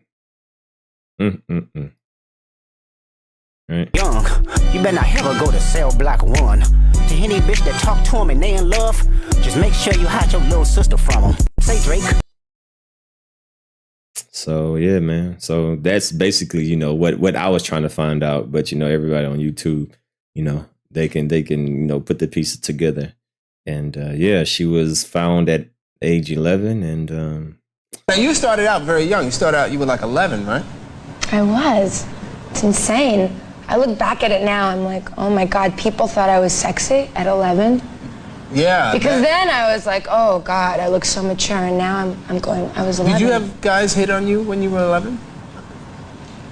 Really? But I mean, you know, the fashion business is really insane. I mean, you have girls in Milan at 14, and you know, every driver is sort of their personal club promoter, their personal, you know what, dealer. And you know, I mean, it's really sick. She said. No, she's serious. Look at her face. She said, y'all laughing? No, I'm telling y'all, there's some weird shit going on. A dealer, but she said, I get a dealer. It's really insane, because I was lucky enough to have my mom with me all the time. Yeah, well, now you started. Damn. All right. Now we all know this motherfucker right here, right? So the connections, once again, seems to Kendrick just connecting the dots. So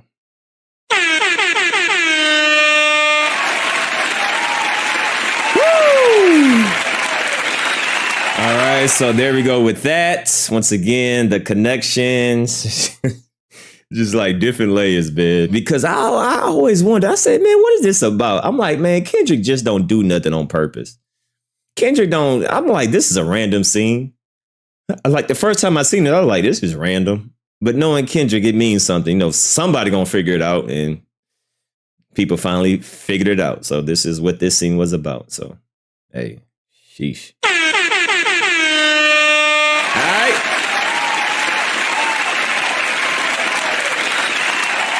All right, now we can finally get to this video. Damn, boy, I've been trying to get to this video for a while. All right, it seemed like Akademiks got checked by members of TDE, by members of Kendrick Lamar's manager group and everything. Now, Akademiks had a phone call with some of Kendrick's people, and they were going back and forth. So I definitely want to go over this. Man, I've been trying to go over this for so long, but my other live streams just been, you know, going crazy.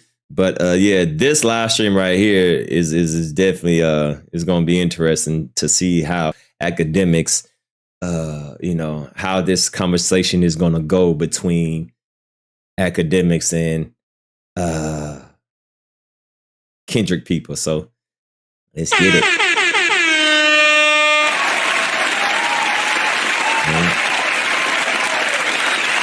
Matter of fact, let me make another drink. I want another drink real quick, and then we're gonna get back. That's to my song. Let me skim through this. All right, let me take a small commercial break. We're gonna be right back. All right, hit that like button, y'all. Y'all hit that like button, and we're gonna be right back.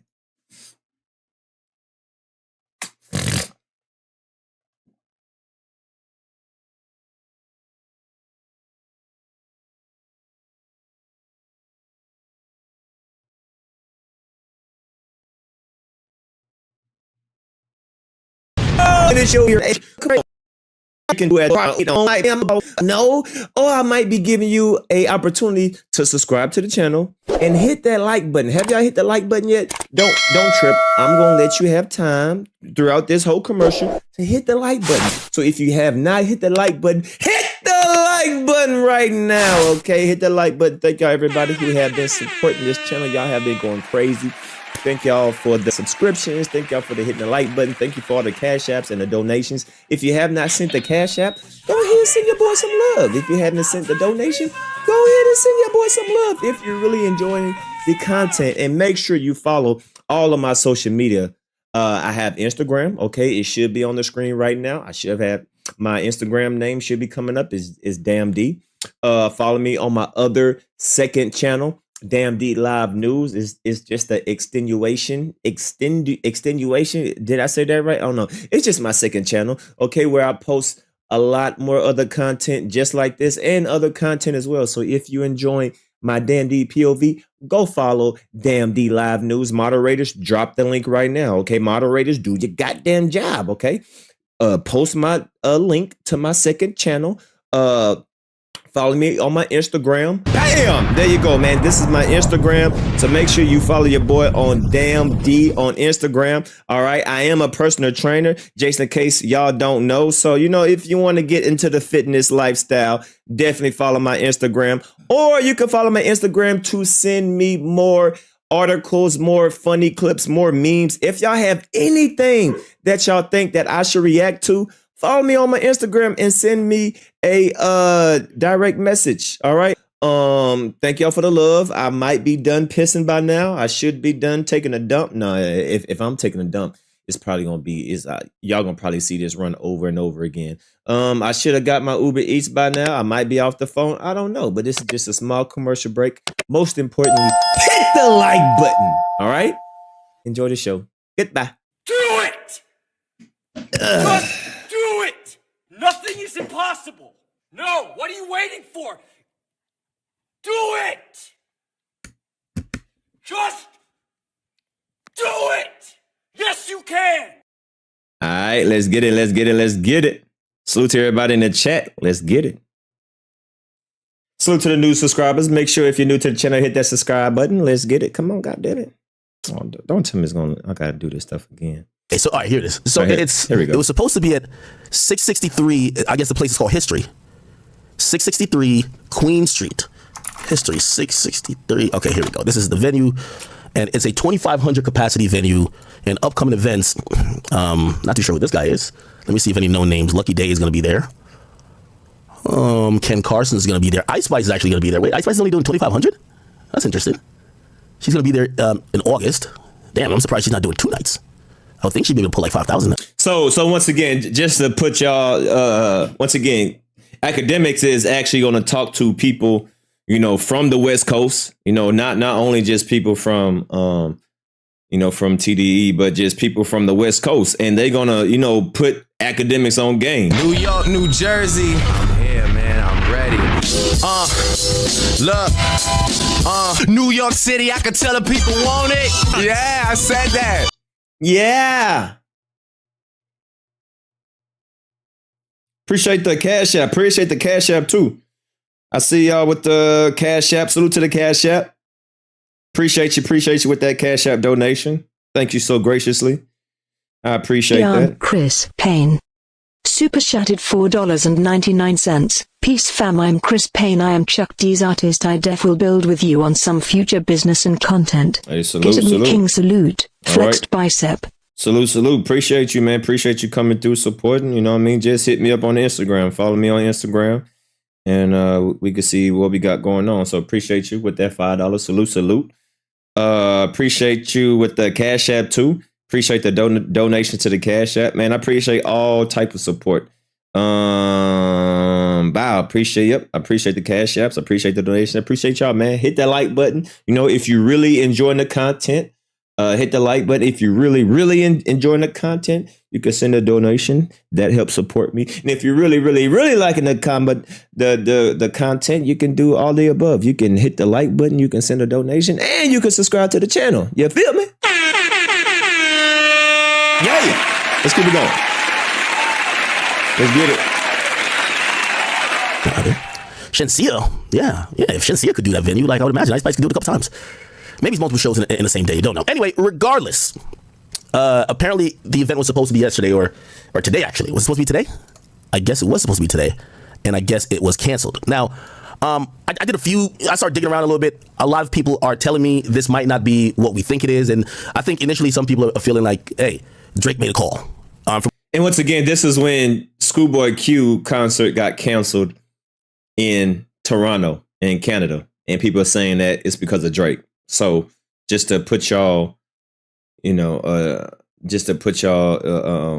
right path, this is what he's talking about, right? Because that was a couple of days. Man, I was supposed to react to this video a long time ago, but I never got to it.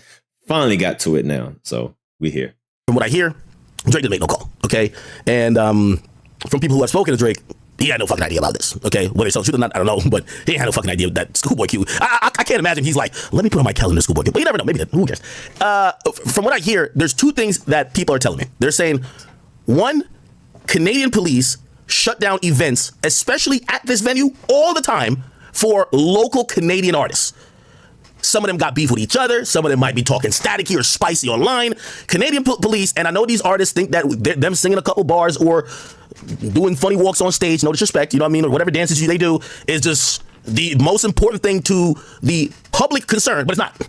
There he go, taking more jabs at the West Coast, right? So once again, he's talking about people at the pop-up, all right? Kendrick, he's talking about the people that was performing at the pop-up concert, talking about doing funny dances. Boy, he loved taking shots, boy. He loved taking shots. Okay? Reducing violence, making sure shit don't get out of hand. That's number one. Especially when you go to places like Canada, they're gonna care about, right? So, for example, if a nigga was trying to throw a concert in around the corner from a rival's neighborhood, they would probably come to the venue owner and say, "Hey, check this out. We can't have this," right? That's just how it is. Remember, I was trying to do a concert based on. I was trying to do a comedy show with Charleston White. He just got into it with China Mac. Live Nation called me and said, we're not doing this. This guy got beef. We don't want no violence. And he's talking crazy about certain groups. And we have a senator that's of that group. It happens, right? So if you ask me, I do believe that, unfortunately, and you're not going to like when I say this, as this is part of beef and battling. I'm sorry. It's no way either or, and my whole thing is, let's not point fingers. Like, for example, somebody gets shot at Drake's house, let's not automatically say it's Kendrick. Like, come on, it's not, right? But also, Schoolboy Q show getting canceled in Toronto, let's not say it's because of Drake. The point is this, and Drake himself admitted this with Meek. When you're in a battle with someone, you make your career complicated. Certain places you go, they got to make sure that other person ain't there. Affiliates of that person ain't there. They got to make sure a lot of things is like, it's good for you. Remember when 50 and Fat Joe and them were beefing? And they both have to be in the award show? All right, well, make sure 50 of them leaves the building before he comes in the building. Like, things like that have to happen. And I know people want to act like this is just some, okay, these are two lyricists going at it and there was zero threats of violence. But this has rose to the level of, if these two ever ran into each other, and obviously I know you might say Schoolboy Q is not part of this, but he does fall very well on one side of this. The thought has to be, if these two groups ever ran into each other, there would be violence. You'd be ignorant to think not. If you hear where their level of disrespect rose to, I don't care if you say these guys are non-violent, you should only expect for it to go left if they did run into each other. One's being called a pedophile, the other's being called a woman abuser. One is saying, if you come to Oakland, it's going to be your last show. The other one is saying, I get more love in the city than you do, nigga. Like, there's a lot of talk that was very suggestive that this could go left, and you can't blame the police if. Hey, I ain't gonna lie. After I heard Family Matters, I said somebody gotta go. It's not funny, but it is funny. But that was my initial reaction. I said, "Oh no, somebody got to die." I said, "Somebody got to." After Meet the Gramps, I said, "Oh shit, something gonna happen." I can't lie. That was my first thought. I said, "Oh shit, somebody about to die," because what Kendrick said was like, holy moly. I ain't gonna front. That's the first thought in my head. I said, somebody gotta die. Somebody gotta get beat up, stabbed, shoot, or something. Damn. What Kendrick said, I said, holy this is we getting personal. So, I'm not gonna act like I'm, oblivious of what Kendrick said. Kendrick gonna have to stand on what he said. If he gonna have to stand on it. Because I know I'm not going to like nobody saying these things about me, and if I see a person that says something like that, I'm going to want to see them. I'm just keeping it real. You know what I'm saying? Especially a damn song like that where it's, man, yeah, I got to see you. Nah, if you talking to, man, I got to see you. So they both had said some wild, crazy stuff about each other. Drake said some wild shit. Kendrick said some wild shit. So, it's like, yeah, I said, ooh, somebody got to get beat up. Yeah, niggas, somebody got to get hurt. Somebody got to get hurt. I ain't going to lie to you. If they're like, hey, check this out. And this is the reality of it. This is why I always tell people, if you're not a big artist, beefing probably don't work for you. You know why? If this was at, I don't know if it's still called the Air Canada Center. Like, what's the name of the Air Canada Center? I don't think it's still called that. It's called Scotiabank Arena now. So this is the big arena in, this is the big arena in what Toronto. is up, man? It's your boy, POV, and right now we are taking... You already probably have to allocate $100,000 for cops to be flooded around that bitch. You have maybe another $100,000 just for security. There's so much security that they might let your show go on. Now, if it's a venue that normally don't even get 20, 25 off-duty cops surrounding the motherfucking place, like this is a 2,500 venue. They probably just use security there. Like, once again, I'm gonna use myself as an example. The first place that canceled on us, I couldn't go to a walkthrough, so we have it locked in. We set the money, we were locked in. And this is before. Actually, this is after the Live Nation thing, I believe. This is after the Live Nation thing, because we're gonna do that at, I think, Gramercy Theater, right? Live Nation, that was Live Nation. Live Nation canceled it. We're like, fuck, we'll find another venue. We find another venue, send a deposit, everything, cool. We have a walkthrough to go to. I was doing some other shit. I sent my team. Right? Now, granted, that's one of my fault. I should have went myself to stand third. It does hit different when the person who's doing it is coming rather than representatives. Anyway, when they go there, this is what I've heard from just pretty much everybody, including the people there, because I had to get on the phone with them after. The staff got spooked when we asked about, yo, will there be armed security here or off-duty cops? They got spooked. That's why they canceled the shit. Why? In the history of them doing the show there, they never had that type of shit. So once they seen that, they're like, wait, nigga, are you expecting some crazy shit to happen here? They got spooked. Like, oh my God, yo, niggas about to have a shootout here. They're spooked as fuck. So even when we're like, no, that's just how we move around. We like to cross our teeth. Yo, spooked. Like the whole staff. Like from what I heard, the person who was a head general manager and their staff, because I talked to her, she says, my staff don't feel comfortable after your staff raised the question to us if there's going to be armed security guards and police officers. And I'm like, we're not expecting no violence, but we're just asking that we should know on our security level how to work. Spook canceled it. So that's, I guess, what I'm trying to give some context. I don't think Drake gives a fuck to like, what is he getting paid for this shit? Like $40,000, $50,000? That's a lot of money still, but it's like, I don't think Drake gives a fuck enough to be like, yo, cancel that bitch right now. I think what happened is when you end up being a part of a battle, that shit is gonna spook all the venues, especially in the place where the nigga you're beefing with is the biggest nigga, period.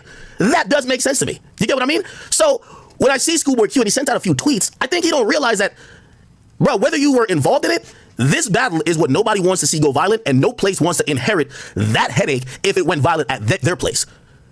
Also, I think the Pusha T thing they learned from. Oh, fuck no, we're not about to do that. And the Rick Ross thing just happened. So I almost believe that Canadian police probably gave the venue a strong warning, or probably say, hey, if you have this, we can't commit officers to it, or whatever the case is, or either, I don't know if they could explicitly, maybe in Canada they could do it, explicitly ban them from doing an event that night, which would be tonight. Yeah, it's just over. Shut down. The simple fact that Akademiks is trying so hard to make it seem like Drake ain't involved into it. Guilty! Guilty! No, he guilty. He doing too much explaining. I don't like you explaining so much because it sounds like you're trying to moonwalk Drake out of this. And the simple fact that you doing all this explaining, guilty! All right? Drake made the call. All right? Yeah, Drake made the call. I don't like all this explanation. You talking too much. You giving too many. Guilty. Nah, I'm going the exact opposite. Guilty. Why? They might get this quote, hey, listen, we don't want nobody showing up trying to do nothing. Nobody outside the concert. We don't want no shots getting fired. Anyway, Schoolboy Q did not take it like that when he found out. First thing he said was, they just canceled my show in Toronto. Canadian police don't want anybody from TDE performing. Drake did it. Top was just with Wayne and Baby. Shaking my head. Party Next Door had a show at the Palladium. If we wanted to get y'all, we would have just did it. Now, when somebody get hurt, don't cry. Back to my main point. I think if Schoolboy Q is doing Scotiabank Arena, I don't think they're canceling it. I just don't. By the way, we're going to see because Future and Metro are going to Toronto. They're going there on August 11th, which that has not been canceled for by my estimation yet. So if we're to think that was Drake making that call, man, Drake don't got no problem with no Schoolboy Q compared to Future and Metro. Now, this is going to be the Scotiabank Arena, man. There's going to be mad women coming here, bunch of suburbians.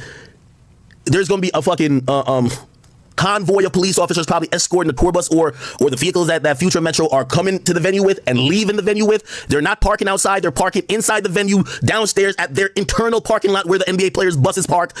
You're not going to have no way to do nothing to Metro and Future unless you get on the big-ass stage, which is going to be filled with security, and it's in an arena. You ain't got that many tickets to really go try to get up there and go do something. In a smaller venue, you can. So I'm pretty sure this will go on.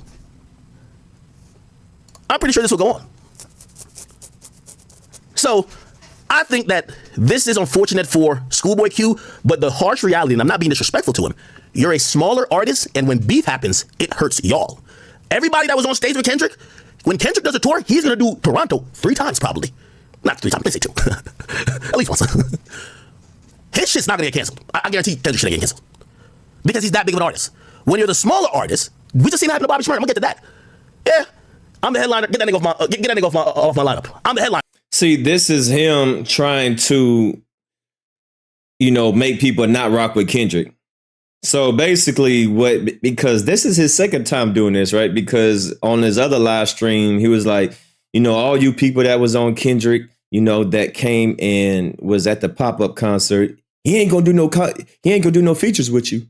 He ain't gonna do nothing for you. He ain't gonna do this, right? So this is Akademi's attempt of trying to make people go against Kendrick.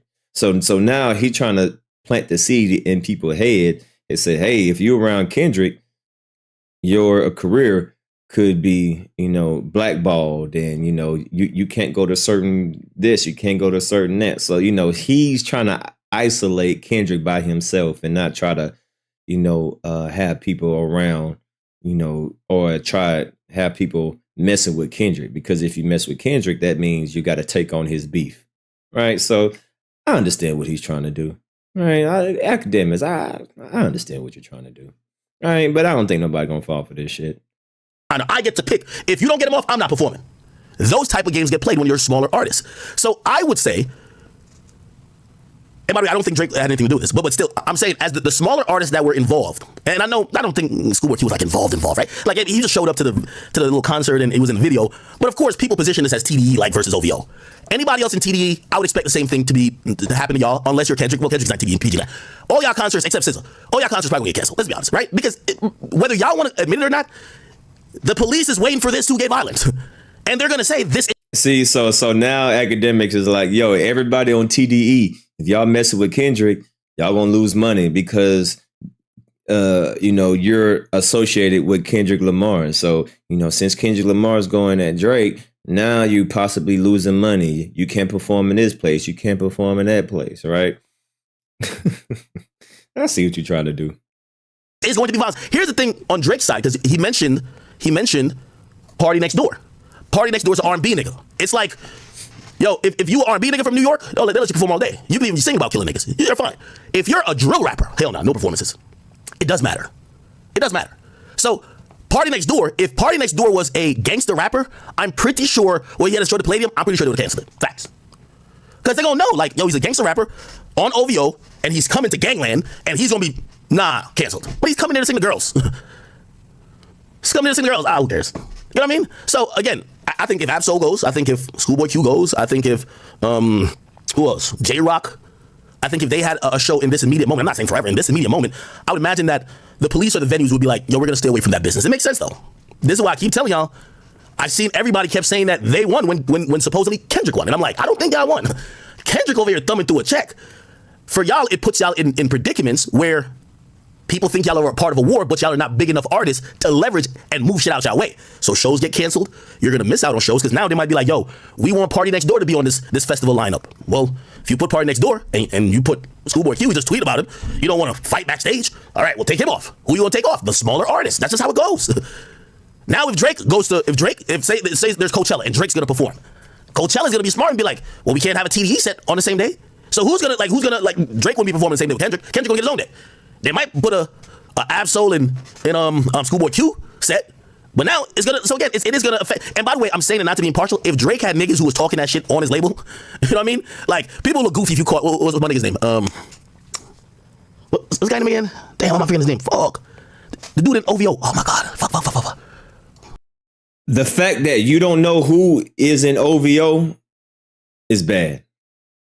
We can list who's over there in TDE. How come Drake, the most popular person, can't get nobody over there to, be as, in the limelight to share his limelight? Because it seems like all Drake do is just steal from his artists. He don't really put his artists on. We don't know nobody over there on OVO. Even Akademi, the biggest cheerleader, he's trying to, who's over there in OVO again? Damn, shit. Who? But you just went down the list of everybody on TDE. You don't think that's a problem? That you can't list not one person from Drake's side? Damn, I feel embarrassed. OVO artists. Exactly. You feel embarrassed because you the biggest Drake cheerleader and you don't even know who's on OVO team. Yeah, that's pretty bad. You know what I mean? So again, I think if Absol goes, I think if Schoolboy Q goes, I think if who else? J-Rock. I think if they had a show in this immediate moment, I'm not saying forever, in this immediate moment, I would imagine that the police or the venues would be like, yo, we're gonna stay away from that business. It makes sense though. This is why I keep telling y'all, I've seen everybody kept saying that they won when supposedly Kendrick won. And I'm like, I don't think I won. Kendrick over here thumbing through a check. For y'all, it puts y'all in predicaments where people think y'all are a part of a war, but y'all are not big enough artists to leverage and move shit out y'all way. So shows get canceled. You're going to miss out on shows because now they might be like, yo, we want Party Next Door to be on this festival lineup. Well, if you put Party Next Door and you put Schoolboy Q, just tweet about him, you don't want to fight backstage? All right, well, take him off. Who you going to take off? The smaller artists. That's just how it goes. Now if say there's Coachella and Drake's going to perform, Coachella's going to be smart and be like, well, we can't have a TDE set on the same day. So who's going to Drake won't be performing the same day with Kendrick. Kendrick going to get his own day. They might put a Absol in Schoolboy Q set, but now it's gonna. So again, it is gonna affect. And by the way, I'm saying it not to be impartial. If Drake had niggas who was talking that shit on his label, you know what I mean? Like people look goofy if you caught. What's my nigga's name? Come on. What's this guy name again? Damn, I'm not forgetting his name. Fuck. Come on. The dude in OVO. Oh my god. Fuck. Who? Damn, I feel embarrassed. OVO artists. Who? Roy Woods. Yeah. Roy Woods. No disrespect to Roy Woods. Now, granted.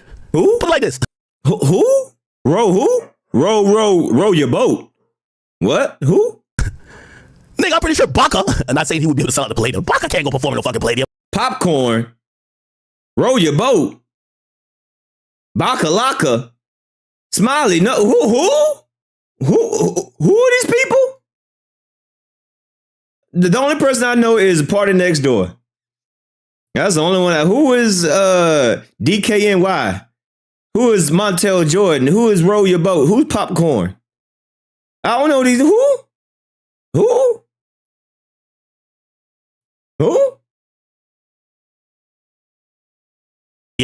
Nigga, they don't even think Baca would want to go perform at the Palladium.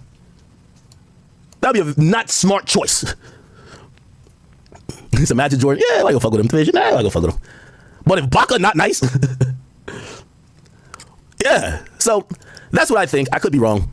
Schoolboy didn't stop though. He said, actually, I get it. Never mind. This shit low-key hilarious. I don't know why Dot put me in that fucking video. I think he's understanding. That's him understanding. Bro, at the end of the day, nothing but money and good things will happen to Kendrick. First of all, like nobody can find where Kendrick's at. Wherever he pops out, like you gotta realize, if Kendrick is gonna be a Rolling Loud, it's Kendrick Day Rolling Loud. If Drake gonna be a Rolling Loud, it's Drake's Day Rolling Loud. They don't have to like. I remember one particular artist was just telling me they were like, yo, they can't get Rolling Loud because they beefing with too many people. It was like, yo, well, look at the 3 dates. Say, I don't like him, I don't like him, I don't like him, I don't like it. So nah, I don't know who Popcorn is. Who is Popcorn? Somebody said Popcorn left OVO. I don't know who that is. Let me see his song. Popcorn? I don't know this ugly ass nigga. Shit, I don't know. Dirty looking at. Hold on. Let's see what song he got. I don't know who that ugly ass nigga is. It ain't Popcorn. I don't know. Okay, let me see if I know his song. Let me see if I play his song.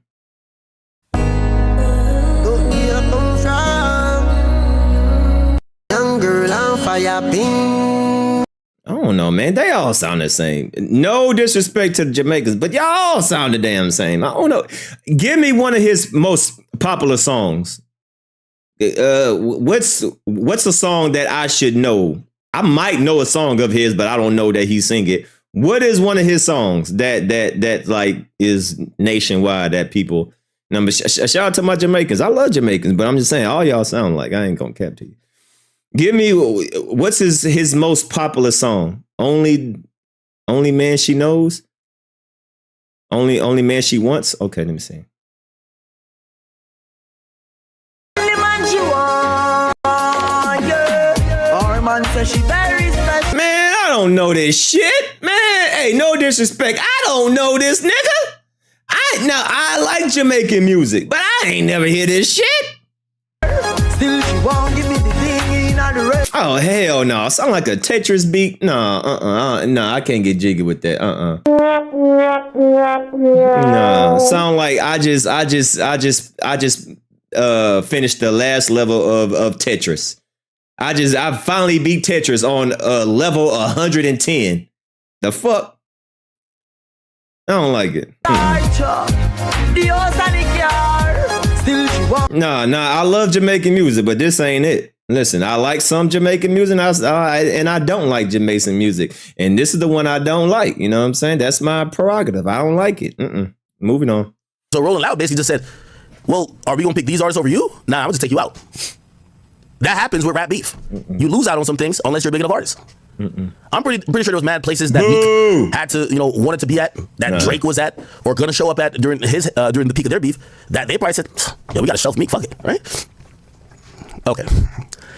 Then he said, he got jokes though. He said, yo, cancel is all I could think about. This is where he was seen in the video.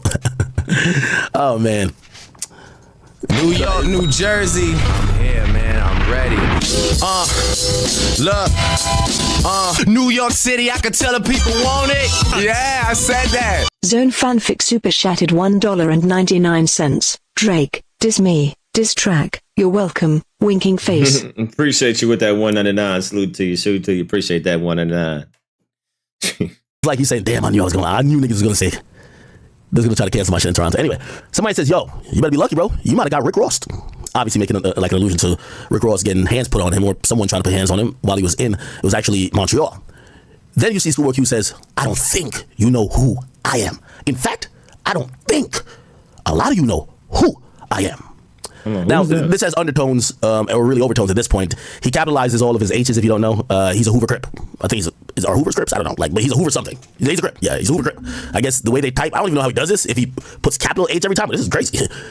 Maybe, could you delete like the lowercase h? Why this nigga snitching, man? Here he goes snitching again. Hold on. Let me put this nigga outfit on. Here this nigga goes snitching. This nigga always, niggas always talking police shit. Hold on, let me put this nigga a uniform on. All right. Let me put his proper attire on. Nigga always telling people business, man. Damn. New York, New Jersey. Yeah, man, I'm ready. Look. New York City, I can tell the people want it. Yeah, I said that. Super Sick 57 Super Chatted $1.99. Party shot. Party shot. Appreciate you with that $1.99. Salute to you. Appreciate you. Look at this, man. Yeah, there you go. There you go. Officer Academics. There you go. Always snitching on somebody. Damn. Always trying to, you know what I mean? How come you don't talk about the people that be around Drake? Because you always like to highlight the people that be around Kendrick. How come you don't talk about the people that be around Drake? All right, let me put your outfit on. Yeah, there you go. You know, police ass nigga. There you go. On your phone? Maybe that's what he did. Because this would be mad annoying. Every time you have to type an H, you got to capitalize the H. Maybe he got like a customized, like, you know, you could do that, right? Huh. All right, so basically telling the nigga, yo, I don't know who you think I am. I'm gangster, bro. Fuck all that.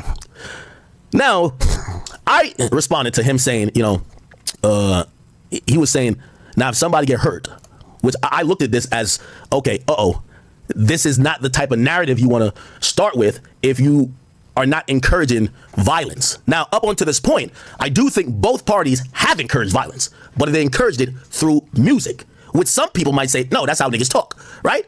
Wop, wop, wop, wop, wop, that buck him up, you know, all that shit. Like, yo, you think you're gonna disrespect Pop, nigga? The Oakland show's gonna be like, stop, nigga. Like, yeah, that could be just seen as art more than a threat, right? Drake saying, I heard West Coast niggas do phase, I'm blah, blah, blah, I'm handing them out. Those could be interpreted as threats, but it was done in a musical capacity. So people are like, you know what? You know, these guys don't really have that they don't have that reputation for like a Julio Fulio and like Young and Ace, that when they're singing about some shit, they're gonna go do it. So that's why when I seen this and it says, now when somebody get hurt, don't cry. That's where I tweeted and I said, hey, listen, because you know, it's almost like the Trump stuff. You gotta take the tone down of some of the rhetoric. And I said, listen, I'm sending peace and prayers and healing. The battle was good, but it is time to move on, right? And the reason why I say that is that these things get out of hand real quick. And trust me, I love to talk about Kendrick and Drake battling all day. I don't even care about some of the little funny shit like, you know, oh, look what he put in the video or look what this. Yeah, those are cool. It's different when we're now talking about people being hurt. Now, academics, you know, you got popularized, you got known for people getting hurt. That's why we know who you are, because you was covering Chirac and you was glorifying, you was highlighting that. And all of a sudden you want to be concerned when that was your come up. Your come up was highlighting all the beef and stuff that was going on in Chicago. And you was, you know, oh, this person died. This person died. Oh, this, yeah. Oh, look at that. This person died. Nigga, that's your come up. Now you concerned, huh? Yeah. Then we get it says, what you says, he quote tweets me and says, I never said I'm gonna kill somebody. I'm saying if we wanted to crack it off, we could have. Rap and move on. Plain tough, I'm gonna get somebody hurt. That's good. I'm a soccer dad, all right? And he basically tweeted some shit out.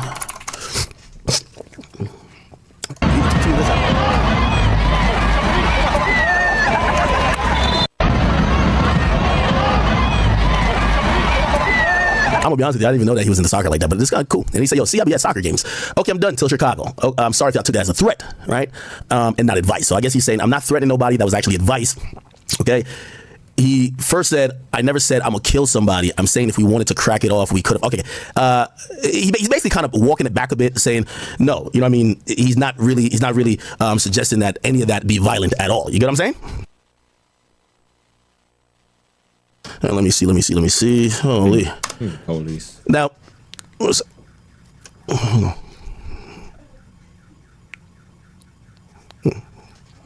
the hell is an alarm going off my house? Hold up.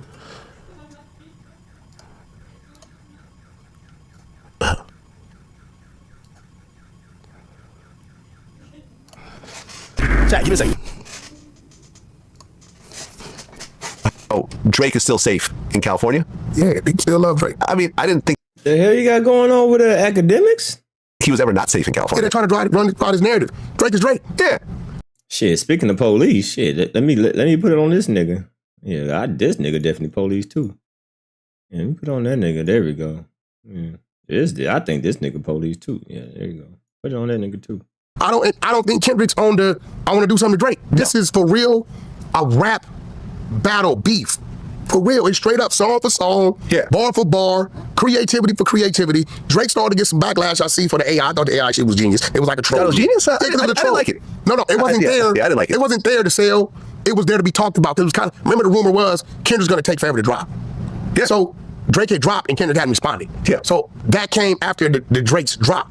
And I think he was trying to troll, right? He was trolling with it because obviously he couldn't stream, he couldn't DSP it, right? They know they was going to pull it down as they did.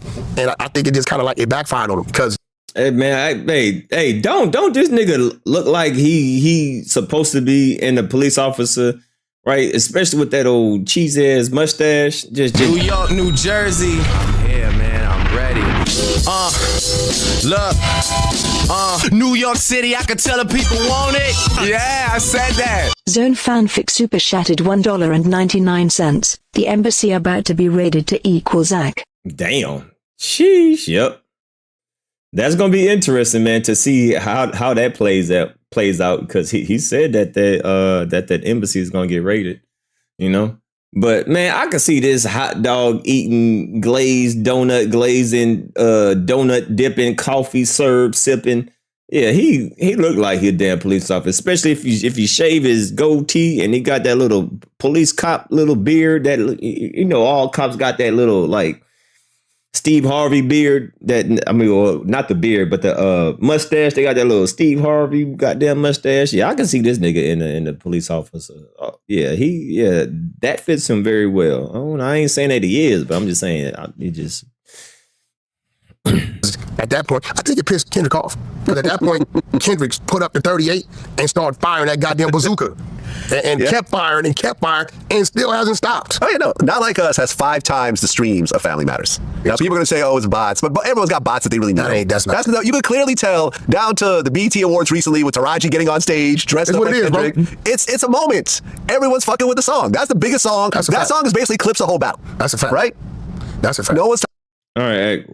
When you coming back? Okay, that's good to act. Coming back. All right. Here we go right here. This is when the people going to tap in. Now, this is going to be the interesting part. All right. Now, people from the West Coast, you know, AD and Kendrick team is going to tap in and they're going to talk to Akademi. So this is where it's about to get good. All right. He was in the middle of like stopping this battle. Let me see if I can find it. Here we go. Jesus Christ, where is this shit at? Is it this? It's on the community page, I think. Community. Okay, that's like 5 months ago. Jesus Christ. Not talking about cup. You gotta. So apparently. Okay, here we go. Give me a second now. Flow. Hey, that loved all y'all. I swear to God, he did. Man, you know how many late nights me and Flo got, bro? And Panorama Biddy, all type of stuff. Panorama Biddy. Bro, me and Flo got so many, bro. Man, he was always telling me like, bro, we gotta connect. And they are Meet the Whoops, right? Now, I didn't know about them until Kendrick. And while Akademiks is over here saying that y'all didn't win, nah, because after the concert, I went to go look them up and I actually like their music. That's Meet the Whoops, right? Now, I don't know too much about them, but they seem like some nice guys. You know what I'm saying? I like the song that they performed at Pop Out. I'd never heard of them before, and when I seen them perform, I went and looked them up. I said, "Oh yeah, man, I like them. I like them." So why Akademiks over there acting like that? Those people on the concerts didn't get nothing out of it. No, they got a lot of eyes on them. A lot of eyes are now on these people that I had no idea. And I like that song, right? If y'all don't know what I'm talking about, right? They are the people that was like they had that old West Coast vibe, Meet the Whoops, and they was all in red and everything. Yeah, this song right here, I like this song, man. This song banging. Like we always do about this time. Hey, what's happening though? It's your boy P. Worthy, tapping in all the way from the west side. Mind you though. This got all 90 vibes right here. You know, if you from the 99, if you was born in the 80s, born in the 90s, oh yeah, this right here took me back. I said, ooh, I like this right here. I said, who these people? I said, ooh, shit, I ain't never heard this before. What is this? I said, ooh, I like this. Yeah, that. I got my niggas in this bitch right now though. Hop out, Rose Brand, Slum Lord Trill, JS. Lil Deuce, and that nigga hit a J3. YS was happening. Finna kick some old funky Don't shit. get caught in the jungles or a park. Call Gonzalez on the brands by the Thames with some P-Funk riders. Yeah. Way before rap, me and Worthy been sliding. Yeah. I used to keep a sack in a strap filled with hollow. Yeah, so those are the people that's on the podcast right now. So yeah, so shout out to Kendrick for putting me on them. Pause, no Diddy. I didn't know who they was until I seen them on Kendrick Pop Out concert. All right, so that's who you see in the background. Drake might too. On every show. Oh God. But Wack, I was gonna ask you about, you know, they put the truth that you ended the Kendrick Drake. Oh yeah, saying that. Imagine that. And the Kendrick Drake beef. Hey, look, so I do a lot of shit without looking for anybody to pat me on the back. Right. You know what I'm saying? Give me flowers on certain things. But that was me that made that phone call. I made the phone call to Matt Babel. You know what I'm saying? Based on some things that's about to happen in Coachella. You know what I'm saying? Right, Worthy? Yeah. You feel me? Certain people from Coachella was about to get hurt. So I made the phone call based on what I knew. And I let them know, you know what I'm saying, like, this about to get ugly. My hood ain't gonna play with y'all. Yeah. Like, y'all, rappers just rap. Nah, this is more than just rap. Nigga, this fire up. You know what I'm saying? My homies ain't gonna play. So, again, that's our people's champ right there. You know what I'm saying? Before he hits the world, he's from WSP. He's of us. So, yeah, I made the phone call to him. And then, you know, I told him, like, man, we need to reach out to certain people, let them know that this ain't no lyrical exercise. We got to keep promoting, you know, peace. And this is just rap. You know what I mean? Good for hip hop. So that everybody don't get it misunderstood. So, that was one side of it. But then once the house got hit, I reached out to Dave Free and a few others and shit. You know what I'm saying? He felt the way I felt. I said, I'm about to call Top. I called Top. Told him we need to shut this shit down. Me and Top, you know. Wait, who's the person he said he spoke to first? Yeah. You know what I'm saying? My homies ain't gonna play. Hold on. You know what I'm saying? Right, Worthy? Yeah. You feel me? Certain people from Coachella. I do a lot of shit without looking for anybody to pat me on the back. This is the guy right here. Give me flowers on certain things. But that was me that made that phone call. I made the phone call to Matt Babel. Who's Matt Babel? Is he from OVO? Matt? It's not this guy, is it? Matt's... Wait. Who is it? Matt? No, I know he talked to Top Dog and Dave Free. I know that. Who's a Matt guy? Matt Coachella. Let me see, Matt Babel. Maybe it's this guy. No, it's not. Matt Babel? That's what you heard? Oh, Babel. Is it this guy? Who is this guy? Oh, he was born in Toronto? Who's this guy? Oh. What does he do? I don't know. Oh, he's working with Nocta, which is Drake's brand. I don't know what he does. Maybe this is one of Drake business people. Clearly, he's on the team. You see, the albums are pretty much up here. Oh, what does he do? It's the first day I've heard about him.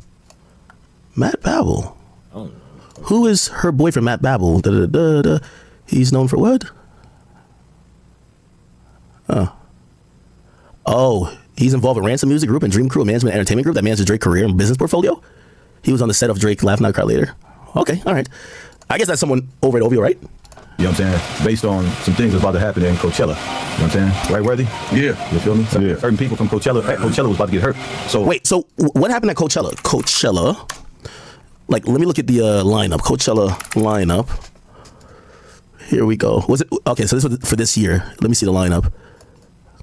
I can't see the full fucking lineup. I just want to see the lineup. Oh, okay. Now I want to see it on the flyer. Because now I got to see which TDE person was there and which OVO person was there. If we're talking about it could have got violent, I'm guessing between maybe TDE. Right? And there was 2 weekends too, right? Time out. Here we go. Lana Del Rey, Peso Pluma, Uzi, Sabrina, Young Miko. Okay, nobody out there. Nobody here. Nobody here. Nobody here. Nobody here. I see Ken Carson. Nobody here. Does Skepta rock with OVO heavy still or no? I don't see nobody here. That's just a Friday though. Here's a Saturday. Tyler the Creator, no doubt. Blur. Okay. Not seeing nobody for OVO. I'm trying to see which OVO nigga that was about to fuck up. That's all I heard. Maybe I'm hearing wrong. It's like, yo, we about to fuck up an OVO nigga at Coachella. Or maybe not him. Maybe he heard word that, you know, niggas is gonna try to do something. So he's like, yo, Ice Spice. Hey, before I shut this down, we just keeping this music, right? Because we keeping this music, and I make sure this don't go off the rails type shit, right? Let me see. Who? I don't see nobody. Yachty? Maybe they're gonna fuck Yachty up? No, but Yachty QC. Like, you wouldn't do nothing Yachty for Drake, right? Yeah. I don't know. Everybody's saying the only thing is Yachty. Like, yeah, we can't see nobody else. Who the hell? I don't know. Somebody said maybe OVO Matt was gonna be there. No, you said. Was Preem gonna be there? Nah, Preem ain't gonna be there. No. So wait, what was gonna go down at Coachella then? Like, I don't get it. He said because some shit was gonna go down at Coachella. The pat me on the back, right? You know what I'm saying? Give me flowers on certain things. But that was me that made that phone call. I made the phone call to Matt Babel. You know what I'm saying? Based on some things that's about to happen in Coachella. You know what I'm saying? Right, Worthy? Yeah. You feel me? Certain people from Coachella was about to get hurt. So I made certain people from Coachella at Coachella was gonna get hurt. Is a Matt Babel nigga? Is he from Coachella or does he work Coachella? He said, keep watching. Okay. What I knew, and I let them know. My hood ain't gonna play with y'all. Yeah. Like y'all, rappers just rap. Nah, this is more than just rap. Nigga, this power. Now, again, you know, as I said, Drake and Kendrick have had like lyrics that is definitely violent, right? Oh, it's gonna be a last show, nigga. You want to fake all that type of stuff. I get it. It's always the ancillary niggas that boost it up, right? You're hearing this guy who's a gang member, like with all due respect, no respect to him. I don't know you for anything else. So he's a gang member, adding a narrative saying somebody gonna get hurt. This is bigger than music. So now we're like, wait, what? Now, of course, he aligns on the West Coast side, right? And by the way, I know somebody might be like, yo, Ak, you're only saying it because, no, I was the one that said I don't think Drake should be liking no videos or pictures of Ross getting attacked. This is how shit kind of gets out there because, like, these other guys, with all due respect to them and with all due respect to this guy, they want to march to the drum of the lead guy. So if Drake seems like he's co-signing it, you know what I mean? Niggas want to be close or get in with, like, you know, like be cool with OVO. They might try to do some shit. You get what I'm saying? Likewise here, yeah. Kendrick united the gangs, but you think some of them gang niggas ain't on some shit like, yo, man, we gotta show Dot what's up. That nigga gave us an opportunity to be on stage. He about to do this for our artists. Yo, we can't let a owl nigga come over here and do some shit. We gotta step on him. See, it's always the ancillary niggas that put it at a temperature that is like, wait, are we still rapping or is this over? Again, that's our people's champ right there. You know what I'm saying? Before he hits the world, he from WSP. He's of us. So yeah, I made a phone call to him, and then you know, I told him, like, man, you need to reach out to certain people, let them know that this ain't no lyrical exercise. We got to keep promoting, you know, peace, and this is just rap. You know what I mean? Good for hip hop, so that everybody don't get it misunderstood. So that was one side of it. But then once the house got hit, I reached out to Dave Free and a few others and shit. You know what I'm saying? He felt the way I felt. I said, I'm about to call Top. I called Top, told him we need to shut this shit down. Me and Top, you know, we made our minds up that, yeah, we right. You got to go ahead and shut it down. Always trying to tell on somebody, man. We worked it out. You know what I mean? I told Top. Nigga, always trying to tell on somebody. That shit, we put it out. So I'm not gonna never say I just did that alone. No, that was a collective thought and effort. Yeah, there it is. So this actually sounds like, and I don't not believe this guy at all, but I'm wondering, it's interesting kind of how the West Coast operates. I'm almost willing to bet what he's talking about actually happened, except it didn't contain the two niggas who actually beefing. I don't think Drake was either on this call with, like, I don't think, you know what Jay Prince did when he brought Kanye and Drake and be like, yeah, y'all gonna act like y'all, both y'all smile, we about to take this picture, and he went like this. I don't think that was this. I think it's a rep from Drake's team. It's like Youngboy sending OG3 to go piece it up with Fredo Bang and them niggas. You get what I'm saying? Be like, yeah, cool. But would Youngboy be there? Is it really? That's what I'm saying. I don't know if Kendrick and Drake got on the phone, because I don't think this would have been before the pop-out show. This would have been before the video. And if that was the case, that let's say Drake and Kendrick gets on the phone saying, all right, yo, we're just gonna end it here, I don't think Kendrick does the rest of those things. If Kendrick himself came to an agreement, right? But maybe some street niggas that's kind of ancillary or cool with each other and behind this shit a bit, they're like, yo, you know, let the rappers do their rap shit, but we not gonna do no fuck shit with each other, right? And maybe that's the agreement he's talking about. I would highly doubt that Drake and Kendrick got on the phone and said, okay, yeah, we're done, let's piece it up. No, fuck no. I don't think that happened at all. But I do think some street niggas got on the phone. Nah, because I know niggas over there on their team that it was behind the scenes. Niggas was like, we live out here, we have to move out here. Like, this shit getting too serious. The city on some other shit. So it was, yeah. I mean, there it is. One of Drake's main guys, you know what I'm saying? You know, he's at Interscope. That's our guy. Yeah. I mean, shout out to Preem. Shout out to Preem. That's what I'm saying. Preem a real nigga, man. So Preem was one of the ones I got on the phone as well with and organized all of that. You know what I'm saying? So put it together. Okay, there it is, man. You know, the point right now, it's like, it's not even homies, it's the fans. Like, niggas feel a certain way about that shit, you know what I'm saying? And that was my point. We have no control over the fans. You know what I'm saying? We can say, okay, no, we good, ain't nothing about to happen. But these fans are diehard fans, and who's gonna say what they gonna do? If they had already, you know, vandalized Drake's shop out there, right? Yeah, that was crazy. You see what I'm saying? Look what just happened with. Yeah, that was crazy. I think it was in London. In London, a OVO shop got vandalized and got spray painted and stuff like that. So, hey, Ak, you on mute? Ak, you on mute, buddy? Ak, you on mute? Yo, chat. Ak, chat. Yo, you on mute, bro? Yo, Ak, Acky Wacky. Damn, he don't know he on mute. Hey, hit the button. Right. I'm just perfect. You know, Mutademic is always here. No, what I was saying is that the only part confusing about what homie just said is that a bunch of street niggas can't control fans. Only way fans could be controlled of both sides, because those are usually super fans, is if the actual artists come out. If Kendrick say, yo, listen, me and Drake, we keep it musical, don't go spray painting his shops or whatever the case is, and if Drake comes out and says, me and Kendrick battling, this shit is musical, don't go do this, like, that's how fans they'll listen to the artist. They ain't gonna listen to the street nigga, because with all due respect, they don't know these niggas. Like, you know, I mean, there's no street nigga that can stop a fan from being a fan, that stop a fan from trolling, and we know that the spray paint shit that happened at Drake's OVO store in London, that's not a street nigga that did it, that's a fan. This is a fan.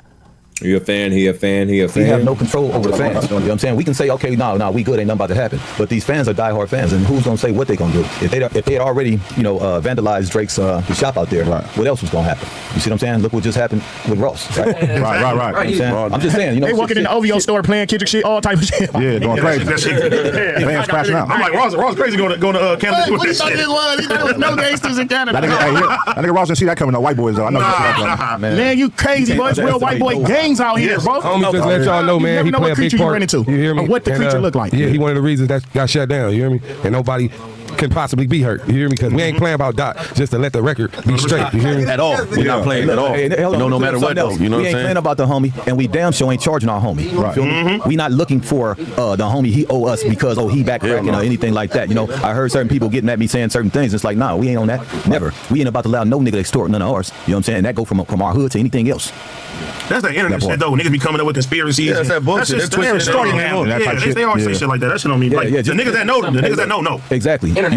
Just because Doc keeps it real with our neighborhood, don't mean we gonna abuse that blessing. You feel me? Because anybody can go ahead and get their money and get on and never come back. Dot has never been one that never come back. He may not do as much as a whole lot of people be wishing that he did, but when he does, what he does is very impactful. Okay. Yeah. So truth be told, there's the rapping seems to be clipped for the moment, but there's this underlying theme of, this shit could go left. Like, that's the theme that is like the underlying theme of it could go left. And that's why I'm saying that if we're talking about taking the temperature down, again, I don't think Drake should be liking photos of Rick Ross getting beat up. I don't think that Schoolboy Q, when his show is canceled, that's not Drake's issue. That's not an OVO thing. That is the byproduct of being involved or being around a very popular beef that everybody is going to take note of. And when you're a smaller artist, you then become too dangerous. Like, the money you're going to generate is not going to be the legal fees for if somebody gets shot. So yeah, they're going to cancel your show. So the smaller artists, I've always said, they're the ones going to suffer good or bad from this, right? Like, I don't think nobody's putting hands on Drake. Nobody ain't going to put hands on Kendrick, but maybe somebody in the mix, right? Now, obviously, I never thought Ross was ever going to be in a situation like that because Ross is he's a big dog, but whatever. Anyway, I do think Schoolboy Q saying, I never said I'm going to kill somebody. Well, Schoolboy Q, you're smart. You basically threatened that this is about to get that way because your show got canceled. Just the reality of your show getting canceled is probably within the realm of the police think that you are aligned with one particular party in the biggest rap feud ever, and you just came to the city of the biggest rapper ever. That's why your show got canceled. Second of all, you're just not that big of an artist. I'm sorry to tell you, I'm sorry to break it to you. You're just not that big of an artist. So because of how big the beef is, your show is the small thing in it. And police would rather shut your show down because your show ain't stimulating the economy. If Kendrick come to a show at the motherfucking Scotiabank Arena, there's a lot of people going to make money. Like, he's bringing 100 times more revenue to the city than you are, and they could hire way more security and cops. The whole city's gonna be shut down for that, right? Unfortunately, because you're not that big of an artist, it's easier to cancel your shit. 3, I mean, if we're acting like Drake has this infinite amount of power, if Drake didn't want you to do a show in Toronto, it would be more of a flex if he could do this, if he could prevent you from coming to Toronto. They stopped you at the border, turned your ass around, and said, head back to Compton, nigga, or head back to wherever the fuck you're from. No, that didn't happen. So I don't think Drake has nothing to do with this, but we just gotta watch the rhetoric a little bit. We gotta watch the rhetoric, right? Because when he says rap and move on, playing tough, I think this is where we gotta figure out who is he talking to? Who is playing tough?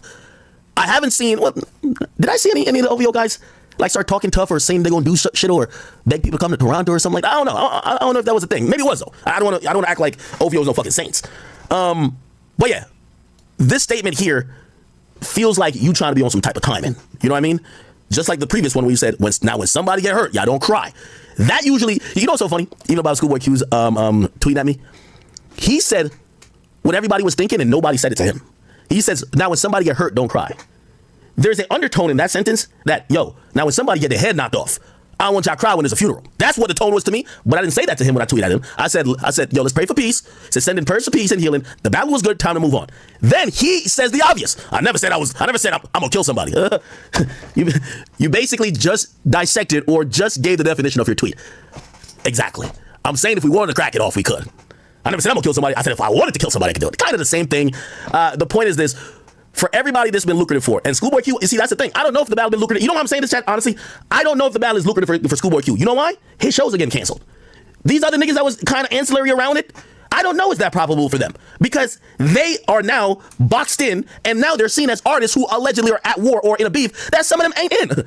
So I don't know if it's probable for them. I don't see their streams going up. They're just only seeing the downsides. Now your show's getting cut. Niggas don't want to do certain features with you. Certain producers don't want to work with you. That artist gonna get you kicked off of shows. Or might. I'm not saying it would, but might. Those things seem to be gonna hurt y'all. The reason why I want to keep this on the rails is because there is only 4 winners in all in this whole thing. 4. Drake. Shit, if I'm him, I go to my label and be like, you see all them streams from them rap songs? Those little Lucy's? Count it as half an album. Fuck that. I'm working off that 400 million you gave me.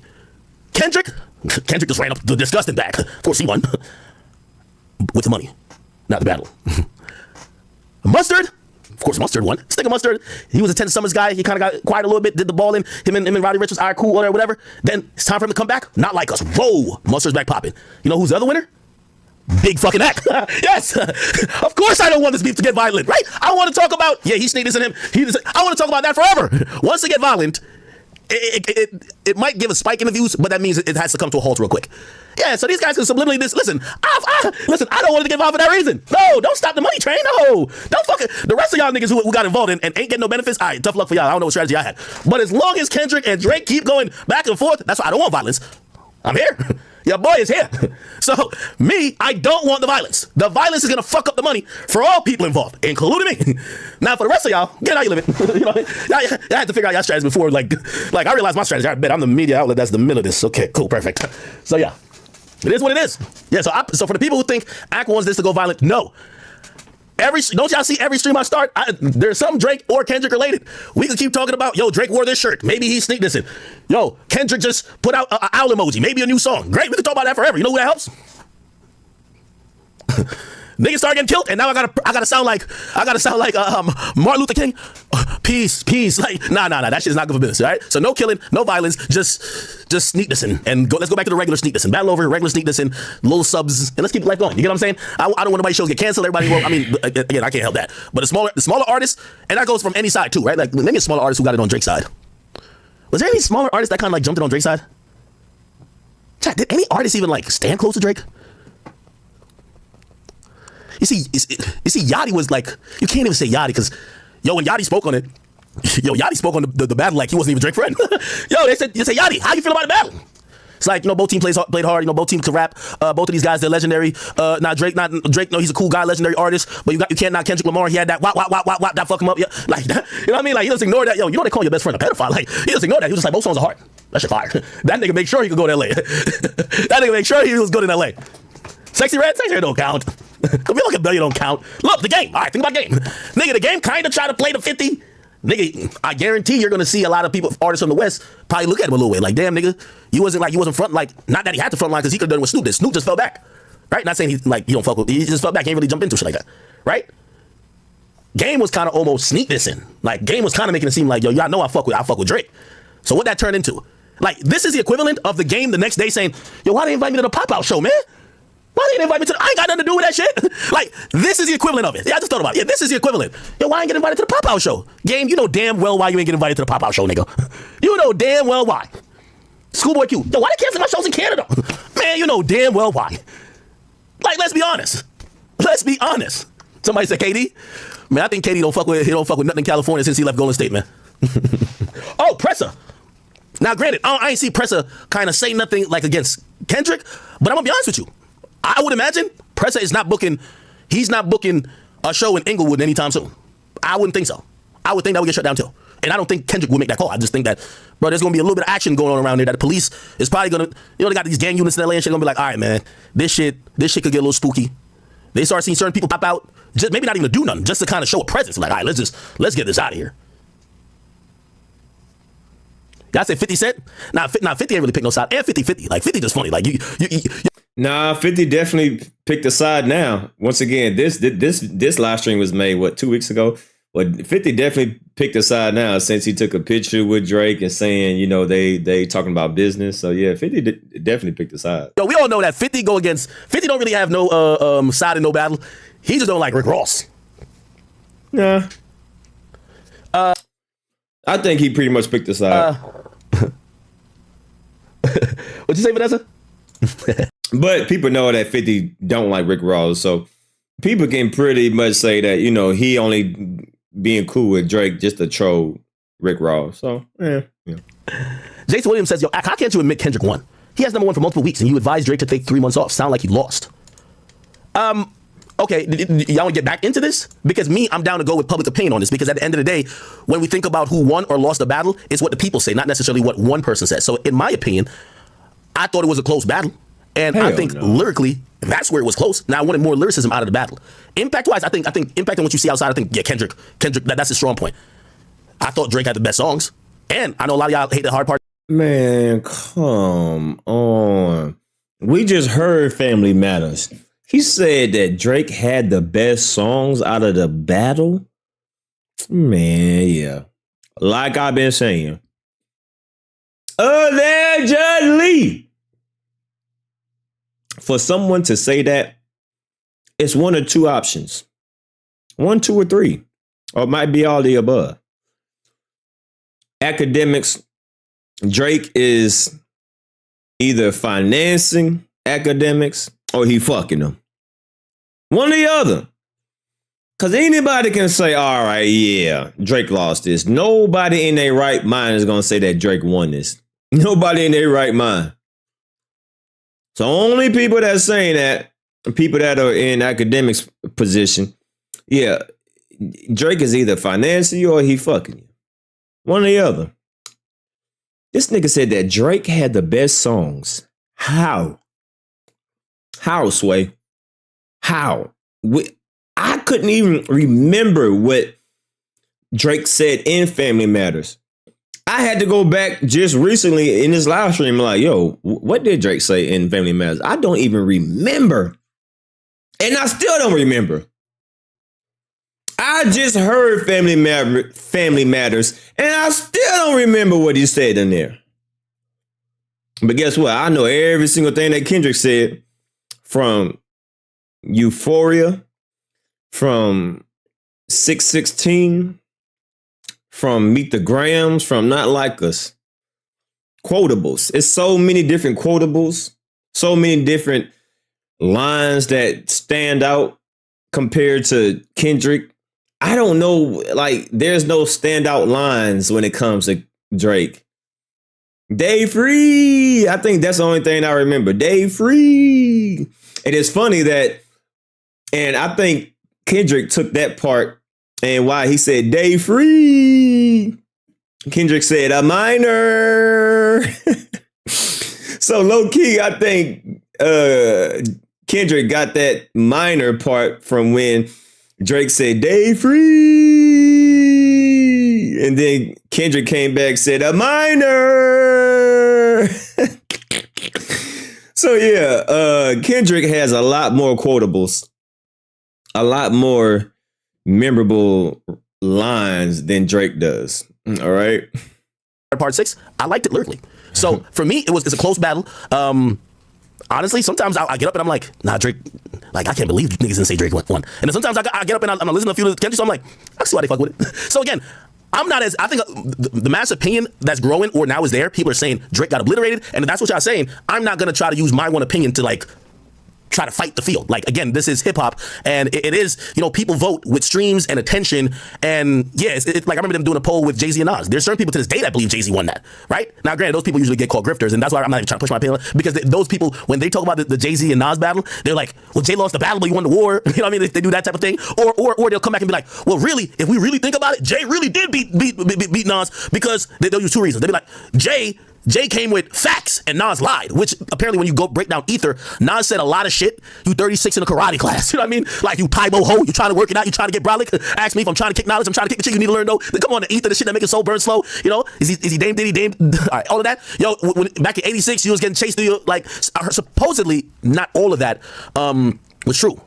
And apparently Jay had more factual disses. So fans will be like, well, over time, that battle has aged badly for Nas beyond, you see, one thing you gotta just say, like, unilaterally pretty much won. The name of his song became the kill shot for everything in battle rap, in any type of spoken word competition. That's the Ether. You know what I mean? So again, it's hard to say he didn't win, but there are people that said over time, if you're into facts and if you're into bars, Jay had the leg up. Some people do say that, right? Pop culture wise, Nas killed him. Now, I think if you're one of those people, this has nothing to do with anything that you're talking about. Nas and Jay-Z battle ain't nothing like Kendrick and Lamar. Stop. This ain't, man, stop, bro. Stop. It ain't the same. Stop trying to moonwalk Drake got his ass whooping. Stop. It ain't the same, man. Nothing is comparable to what we witnessed. You know, we have seen a lot of diss tracks, a lot of beefs. Nah, this is different, bro. This is like none other. We live in a completely different age where the internet, the memes, just how people are breaking stuff down. People are finding Easter eggs. This is a completely different era. This is a completely different. Kendrick is a completely different beast. We still figuring out. We still learning new Easter eggs to a song that was, dropped a couple months ago. Right? By now, everybody would figure out everything, but people still figuring out stuff. And that says a lot because in this age, stuff don't last long. I'm not trying to say this, bad, but somebody can pass away and the next day you forget about it. Right? But for people to still talk about this in this age is pretty impressive. People still talking about this beef. When people beef, they'll talk about it for a day or two and then they move on. No, niggas is still talking about this. Right? So that says a lot. That says a lot. You got to be a big Jay-Z fan to be still trying to fight that narrative. Even if you did feel he won, the culture said he lost. Get over it. That's one of those things. Like, yeah, even if I think that Drake, I think it was a close battle. Man, stop. The culture doesn't, especially when not like us, the culture doesn't set this shit over. All right, cool. I'm not gonna fight it. This is whatever. I don't give a fuck. Man. You know what I mean? Cool. Close battle how? Close battle how? Let's see. Hold on. Let's see. Drake, Kendrick Lamar, Drake. This timeline. I'm sure somebody got it. Timeline. I'm sure somebody have to. Let me see timeline. I'm sure somebody had them. No, I ain't talking about that timeline. I'm talking about the diss track. Yeah. I'm sure somebody has it. Okay, here we go. All right, so first, Like That came out, right? Boom. Like That came out first. Push-Ups came. Push-Ups came, right? And then Drake came back. What Taylor made, right? So boom. All right. So this is the timeline, right? March 22nd. Boom.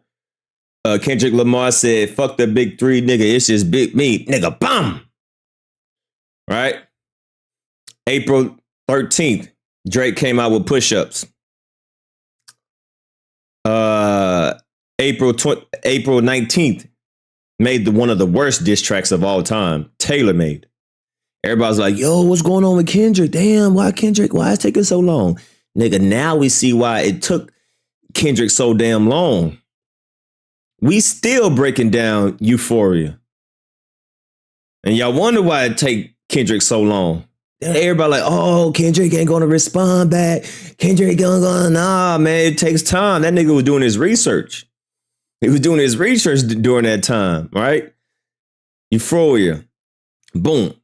Killed it, right? Came back 6/16 in LA, right? So we got April 30th and then May 3rd. Boom, right? And then here come Drake. Drake comes out with Family Matters, right? Yeah, Drake come back with Family Matters. And then we got Meet the Motherfucking Grahams. Woo. We got Meet the Grahams, and then we got Not Like Us. And then we got Drake's White Flag. Nah, man. Man, Kendrick demolished this dude. Kendrick demolished this dude, especially when you go through the timeline. Man, come on, man. Kendrick demolished this dude. What song could Drake possibly have an edge on him? All right. Let's see. The first two songs. The first two songs that Drake dropped was Push-Ups and all right, so the first one was Push-Ups, and then the second was Tailor Made. Those are the first 2 diss tracks Drake made. The next 2 drops were Euphoria and 616. Is Taylor Made beating 616? No. Is Push Ups beating Euphoria? No. That's a 2-0 right there. 2-0. Kendrick's up 2-0. Especially knowing what we know now. Yeah, from the first 2 songs Drake dropped and the next 2 songs Kendrick dropped, Kendrick is up 2-0. All right? And then so Kendrick is up 2-0. Drake drops Family Matters. Oh my God, Family Matters. Man, when Kendrick dropped Meet the Grams and Family Matters, man, it is night and day. It is night and day. People's like, oh my God, did y'all hear what Family Matters? Man, Kendrick came right back and said, Meet the Grams. I said, oh shit. Meet the Grams, man, Meet the Grams demolished Family Matters. Family Matters is not a bad song. Family Matters is the best song that Drake made out of this whole diss. That's Drake's best diss. But Meet the Grams, oh, the direction when he went, he was talking to his mom, his dad, then he talking to Drake, and then he talking to his daughter. The way that this, man, it was just, oh, that was just, and then he came back with the banger of 2024. The most downloaded stream. This song right here broke the internet. Not Like Us, man, one of the most popular, is the most popular diss track of all time. Broke so many records.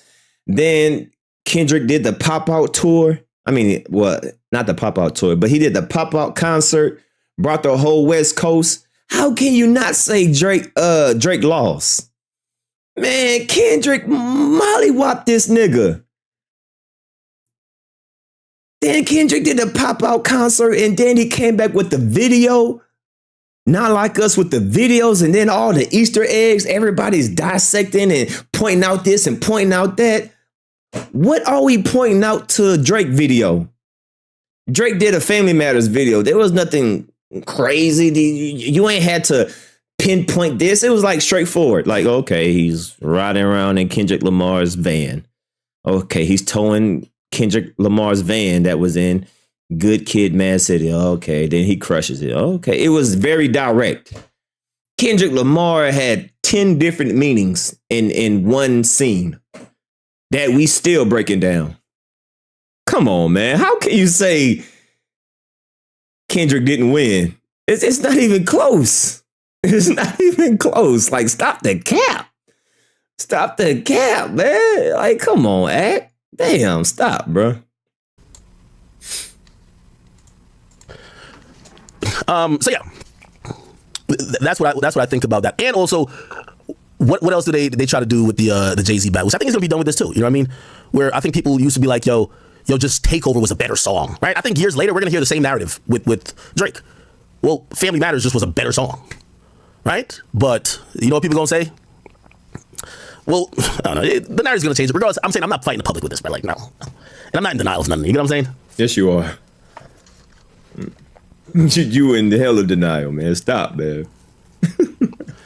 And I ended by this. If I was going over the battle, I thought Drake gave Kendrick a good punch to the gut with push-ups. I think he gave him another good punch to the gut with Taylor Made. So now I'm like, okay, cancel this nigga. Cancel this nigga. Yeah. Drake is either financing academics or he fucking academics. Yeah. This nigga said, what? Taylor Made?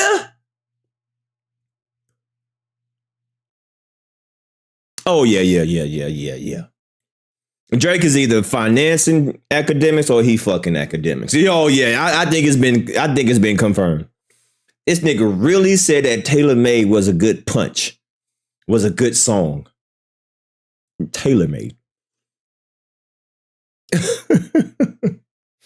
Man, that shit was so lame, bro. The first time I heard this song, I said, what is this? I was like, is that Tupac?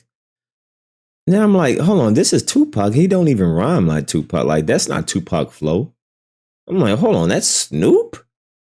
Like, nigga, he don't even rhyme like Snoop. Like, if that was Snoop, everybody know how Tupac rhymes, his flow, his cadence. We know the delivery that we're gonna expect when we hear Tupac. Same thing with Snoop. Like, you know what you're gonna get. I'm like, that's not Tupac. He don't rap like that. I'm like, whoa, that's not Drake. That's not Snoop. He don't write like that. Like, what the fuck is it? Like, what was this? That shit was trash. This nigga really said that Taylor Made was a good man. Stop. Well, Family Matters just was a better song, right? But you know what people gonna say? Stop. Well, I don't know. The narrative's gonna change. Regardless, I'm saying I'm not fighting the public with this, but like, no. And I'm not in denial of nothing. You know what I'm saying? Stop, X. Stop, bro. Stop. That's crazy. And I end it by this. If I was going over the battle, I thought Drake gave Kendrick a good punch to the gut with push-ups. Wow. I think he gave him another good punch to the gut with Taylor Made. Cap. So now I'm like, yo, this nigga Kendrick is fucked up. But Kendrick did not respond. And by the way, we still have to think about like that those two songs where Drake responds like that. Cool. We then get Euphoria. I'm gonna be honest with you. Euphoria is a really good song. At the time, and juxtaposed to the energy that Drake had with push-ups, I don't think it hit then. By the way, that song, I listen to that song now more than Not Like Us. Now, I'm not gonna lie, I will be honest. At first listen, Euphoria, it was like, all right, that's cool. But Kendrick is one of those people that you gotta replay over and over again. So I ain't gonna lie, the first time I heard it, I was like, okay, I'm like, all right, it's cool, but I'm like, yeah, it's cool. But man, it was seasoned. Right? That song is one of them songs that you can't just listen to one time. Like, you gotta listen to it over and over again. You're like, oh shit, wait, hold on. And then when stuff started coming to light, then when with like everything that he said was so actual, it was so factual, it was so accurate. It was like, oh damn, hold on, this song is actually fire. Right? So over time, to me, I can be 100% honest. Over time, Euphoria grew on me. Pause. 616, I liked instantly. The first time I liked 616, I said, oh yeah, I like this shit. But Euphoria had to grow on me a little bit. Pause. Right? Meet the Grams. Oh, it was over for me. Meet the Grams, I said, it's done. That's when I thought the battle was over. When Meet the Grams came out, I said, oh, it's done. I said, all right, Kendrick got it. And then Not Like Us is, come on, we already know what that. Right? But at first listens, Euphoria, it was like, all right, it's cool. But over time, I really understood what he was saying. I said, oh, damn. This nigga Kendrick is different. Like, so Euphoria had to grow on me a little bit. Pause. 616, I liked it instantly. I thought that was a great record. Meet the Grams, I said, oh yeah, it's done. Not Like Us, I mean, we all know how Not Like Us went. So, that's my outlook on, Kendrick's songs. There's just much more depth to it, much more tonality changes. That is the song that, if you ask me, is going to be the definer in the battle with Drake. Now, will the people say that? Probably not, because Not Like Us is a party record, right? But over time, I like that record. But when it dropped, I was like, nah, I still got push-ups. And granted, I'm also like sampled on push-ups, right? Cool. Then after that, what do we get? We get Meet the Grams, right? Or do we get 616? No, we get 616. 616. So when 616 drops, I'm like, all right, this is answer to Taylor Made. That was hard. That's where I can mention that too. That shit was hard. At that point, both dropped two songs. Who do I have up in the battle? Drake, to me, is winning. Cap. Drake is winning after Push-Ups and Taylor Made. Taylor Made disqualified Drake to me. When I heard Taylor Made, I said, this ain't no diss song. I said, what is this? That disqualified Drake to me. I heard that bullshit. I said, oh, fuck no. What the hell is this? When Taylor Made dropped, I said, oh, no, this ain't it. This is not what you drop in a in a beef? Huh?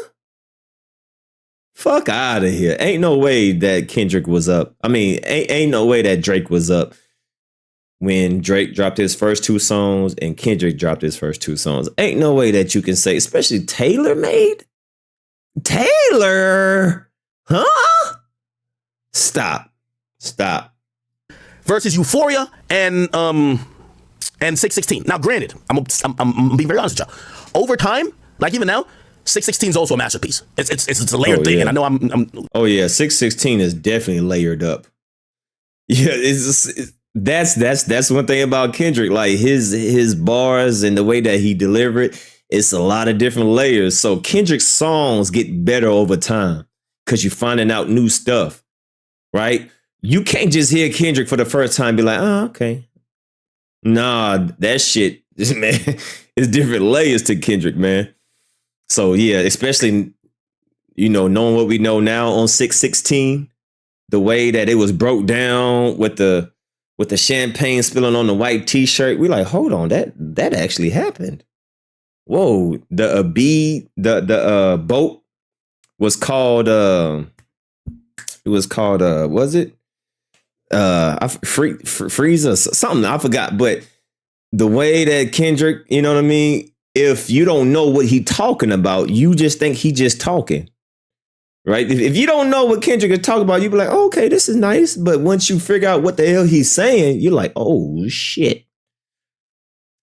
You're like, oh, god damn. All right.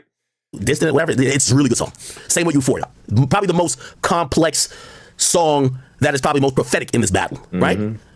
Cool. But at the moment, I had Drake up in the battle. Then we get Meet the Grams. Oh my By the way, we always forget Buried Alive freestyle, like that thing Drake uploaded to his Instagram, never touched YouTube.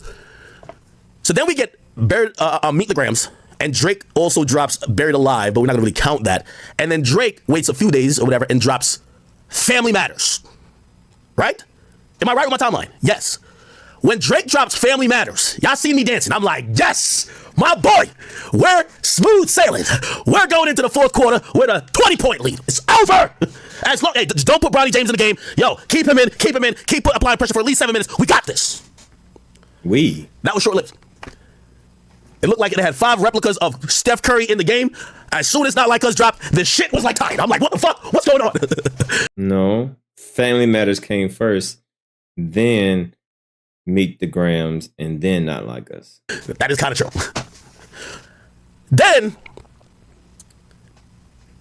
so after Family Matters, I'm like, Drake's about 20. Then, Not Like Us drops. Because Meet the Grams, honestly, Meet the Grams then and even now, by the way, Meet the Grams is a song that aged the worst. Nobody's talking about that. In this whole battle, there's 2 songs that aged horribly. Meet the Grams and Taylor Made. Why did Taylor Made? Nigga, Family Matters aged the worst. How can I just heard, do you understand how much cap was in Drake rap in Family Matters? Huh? Do you know what Kendrick said in Meet the Grams? Gambling problem, identity problems. Man, there was a lot of factual stuff that we are seeing now. Talking about all the gambling problems and this and that. Man, but what? If we break down Family Matters and Meet the Grams, I bet you there's more actual factual in Kendrick's song than Drake's. Cause the whole day free doing this and why you not taking pictures with your family, this and that, man, all that shit got debunked. All that shit, man, there's 80% of Drake rap was cap in Family Matters. Now what people are trying to say that Kendrick lied about is the daughter. But no, people saying that no, Drake really has a daughter, but they just ain't trying to put her, out there. So what academics is talking about is the whole daughter thing. Like Drake has a 11-year-old daughter. Nah, people saying, nah, he really got a 11-year-old daughter, but they ain't trying to put her out like that. But Drake was lying all through Family Matters. So what you talking about? But some people saying that there's no daughter. Some people saying that there is daughter. I mean, I guess we just gotta wait to see, you know. But as far as, you know, the other things that Kendrick said in Meet the Grams, he was on point. You know, the whole daughter thing is up. Yeah, I don't know. I mean, you know, I guess only time would tell. But all the other stuff that Kendrick said, where did he lie? Right? Horribly. Well, first of all, Drake gives the advice to the op to use something against him, and that's all the op did. I think Drake did it was like, hey, well, tell him I like kids. Maybe that'll help you. And then Kendrick said, okay, I'm going to tell him you like kids, nigga. And then it worked. You know what I mean? Like, remember, he rapped from Tupac's perspective. He's like, yo, tell him he like kids. I heard that from a Joe Budden podcast. And then Kendrick only talked about him liking kids, which is like, fuck. But I think he mentioned it to like take the steam out of it. Be like, yeah, you can't use that, nigga. 8 Mile strategy, bitch. Except Kendrick was just like, yeah, nigga, thank you. You just gave me a cheat code, nigga. I got you now. Okay? Or he probably interpreted it from like, oh, so that's what you're sensitive about. You're trying to just throw it out there that I think that, oh, that's not the soft spot. Okay, I got you. So, what was I saying? Am I getting the timeline? Oh, then the song that aged the poorest, and also the reason why Taylor made Freestyle age poorly too. Tupac X State wanted to take it down. By the way, Tupac X State just hit me to tell me to take it down because I had a different version. I had a different version with Drake's voice on it. Like I had tweeted out the re-AI version with Drake's voice. I don't even know how they could do this. They told Twitter to take it down on my page. I'm like, nigga, that's not even Tupac's voice. It's back in Drake's voice. And they're like, nah, take that shit down too. They want nothing to do with that song. They're trying to scrub Taylor Made completely. They don't want, like, in 20 years, people even think or misconstrue that maybe Pac dissed Kendrick. Damn. So that's one of the reasons it aged wrong. Damn. He gives the strategy that motherfucking Kendrick uses. That's why it ages again. Snoop never disrespected it. That's cool. Okay, good. Meet the Grams. The worst aged song in the entire battle. Wow. Please explain to me how. Please explain to me how Meet the Grams is the worst aged song. Because we just listened to Family Matters. 80% of that shit was lies. So please explain to me. Why? The big reveal. You're hiding another child. See, I told you. I knew out of all the stuff that Kendrick said, he gonna talk about the child. The child is iffy. Some people said no, some people say yes. That's your only go-to right there. Look, the child. But what else did he say about Drake in that song? All the other stuff that Kendrick said about Drake in that song was pretty accurate. Talking about the gambling problem. Talking about the women. Talking about, man, there's a lot of stuff that they talked about on that song that comes out to be true. This was fucking Maury or something. You're hiding another child. It's a daughter. She's 11 years old. To this day, either Kendrick got the daughter kidnapped in his basement or the daughter never existed. How come nobody ever talked about that there? What about the kids? Yo, Drake living $1 billion life. Can't we find his daughter to force this damn deadbeat to take her? No mention of the kid again. And no acknowledgement that was the most egregious lie, period. In this whole battle, that was the most egregious lie because there's no type of, no, it's just a lie. It's just like completely lies. Now, allegedly, Drake planted that, okay? Allegedly. Okay, that's one of the reasons it aged badly. Now, that is the core part of that song. No, it's not. That is not the core part. Because there's so much other stuff. The way that he was talking to Drake's dad, talking to Drake's mom. Come on, bro. That is not the core part. That was definitely like a shock value. But there's a lot of other stuff that was said in that song. That's why this is a porous, like, you don't need to listen to it when you're recapping his beef ever again. Because it's all built on this guy Drake is somebody. He's trying to be somebody he's not, and he's running from himself, and he's like this because of this. And let me tell you about his son. Also, one of the main themes in the song too is that Drake, we know you are a pedophile and you should die.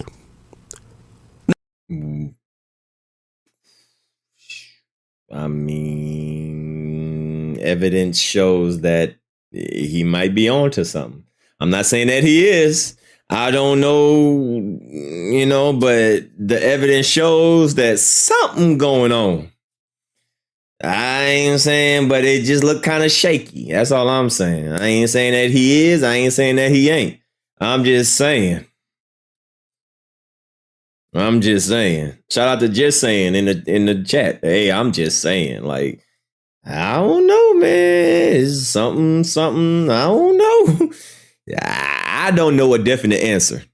I ain't gonna say yes. I ain't gonna say no. I'm just gonna say, I'm just saying. You know what I'm saying? Now, I'm gonna be honest with you. That song would hit different if somehow we found out that Drake fucked a kid. We have not found that out yet. So, like, and I think in the grand scheme of things, even though it's funny when people be like, certified lover boy, certified pedophile, all of that, A minor, I get it. But I think everybody kind of understands that when Kendrick calls Drake a pedophile because there is no real proof, it's more of a, I'm shaming you for liking younger women more than, hey, I actually think you're a sexual deviant who fucks prepubescent teenage girls. So based on those two things, which are just categorically false, have no merit, we have seen no proof. That song is like listen to a make-believe song. Academics, not everybody has your same thought process. You might be thinking like that because you might be on contract. Drake might be financing you. Drake might be fucking, I don't know. It's just like you're oblivious to all the patterns. There's a lot of evidence that proves otherwise. Me personally, I'm not saying that. I'm just saying it looks kind of shaky. It's a lot of suspect behavior. There's no way you can look at all this evidence that is out there and all these patterns and say, whoa, something ain't right. If you can't admit that something ain't right, then you are delusional. You're completely delusional. Out of all the proof that we got out here, and it seemed like he always found himself in these weird predicaments, in these weird situations. Like, whoa, hold on. What the? Whoa, something ain't right. Like, I don't know if he is. I don't know if he ain't, but something looking kind of crazy, right? So come on, Ek. Stop it. Stop, bro. It's like listening to, it's like me rapping about a nigga saying, yo, bro, I heard you got 3 feet. I heard you got 1 eye. Like, yo, I heard you robbed your granny's casket. Like, just making up random shit. And like, it might sound good on the right. Like, oh, you did that? No, he didn't do it. It's just a bunch of lies. So like that song, it's when you listen to it now, there's not an ounce of truth other than he does some type of psychological evaluation. I think that was medium. That was mediocre. But the rest of the song is so flagrant in that it would only mean something if it was true. When you listen to it now, it just sounds like a nigga saying shit. Wow. Now, and by the way, I'm not saying lying, you can't lie. Because when Kendrick lied, but made it entertaining, we didn't care too much about the proof. Like, not like us, yeah, he's lying about certain shit with Drake, but it's like, you know what I mean? Like it's a hot song. For me, Meet the Grams was not a hot song, and it was just all lies. That aged the poorest. So again, if you ask me, I think Kendrick was down in the battle before Not Like Us. 100,000,000% to me. Wow. I'm thinking, hey, this shit is smooth sailing here on out. And I think personally, and this is not no info coming from Drake or none, this is what I think.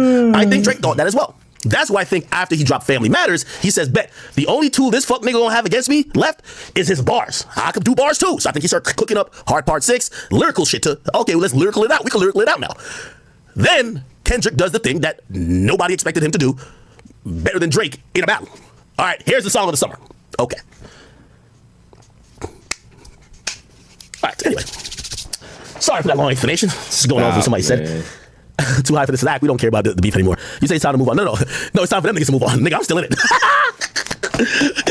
No. And when I'm like play this, I'm not telling you that none of these niggas about to go diss each other again or nobody should get hurt. None of that. But recapping that battle? Oh no. I'm gonna keep. That's what I'm saying. I want nobody to get hurt because I could keep dissecting. Listen, I could keep repackaging the same coke. You feel what I'm saying? Now the rest of you niggas had nothing to do with it, so y'all need to just move on.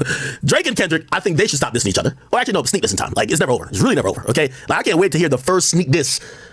Matter of fact, I don't even tell you what I heard, but I can't wait to hear the first sneak this Drake got that's dissing Kendrick, how he positions it. That's gonna be interesting. How does he position it? Pause. Extra pause on that. And also, likewise. So this is where he's saying that, Drake got a diss coming up, right? This is the rumor. Kendrick got, how many stocks do we really got in stock? He really got 5 more of them, Joyce. He's trying to figure out how to make it make sense to put it out. Pause. Extra pause on that, too. So, I want to see how Drake continues, and he's probably going to sneak this. I don't think Drake's going to make another, because, it just wouldn't make sense. And then I think Kendrick is probably going to alter some of those diss songs he had at Drake, make them more complete songs, but leave the disses is in there. I think Kendrick, from what I heard, Kendrick was trying to find a way to put them songs out. So, whether it's absol baiting or whatever the case is, they trying to find a way to keep putting the diss songs out. Like, it's like they're looking at Drake and they're reversing it. No, nigga. We ain't done dissing because you done dissing. No, nigga. But, hey, such is the case, right? Such is the case. All right. Somebody says, no, I want these guys to move on because all they start talking about now is violence. You know what I mean? Or they're talking about how these, like, none of these guys, or like, play this. We don't need Drake baiting Kendrick. Let's see how, no, be quiet. We don't need Absol talking about, let's see how Drake could get his redemption. Let's see how you gonna sit on the show, bro. Let's see how you gonna get on the charts. Let's see how you gonna, we gotta see some things new. What are we talking about, right? So, but other than that, people should, of course, like shout out, what's the dirt? He's still breaking out these diss songs, and he should. What the hell's the biggest moment that has to do with pure music that we've had in a while, right? Okay. Now, speaking of which, and I did just do a little timeline, and I chronologically, detailed how it went down when it came to the battle for me. Even though I'm saying I'm not gonna, I'll go with what the people say, whatever the people say. Cool. There was a clip that came out, and in Team USA, they have been playing together overseas. I guess one of the things, and especially after they beat Team Canada, I guess the DJ or whoever the DJ was probably with them, I guess he got a sense of humor. He played Not Like Us. Now, this is not being held in Canada, right? So this is somewhere overseas. I don't know if it's UK, I don't know, France, I don't know where it is. So this is not in America, right? Because I heard it's overseas. Anyway, so pretty much they've been playing Not Like Us every time Steph Curry wins. Or not Steph Curry, but Team USA wins. Then a clip was captured of Steph Curry commenting on the song, Baron responding, and this is what happened.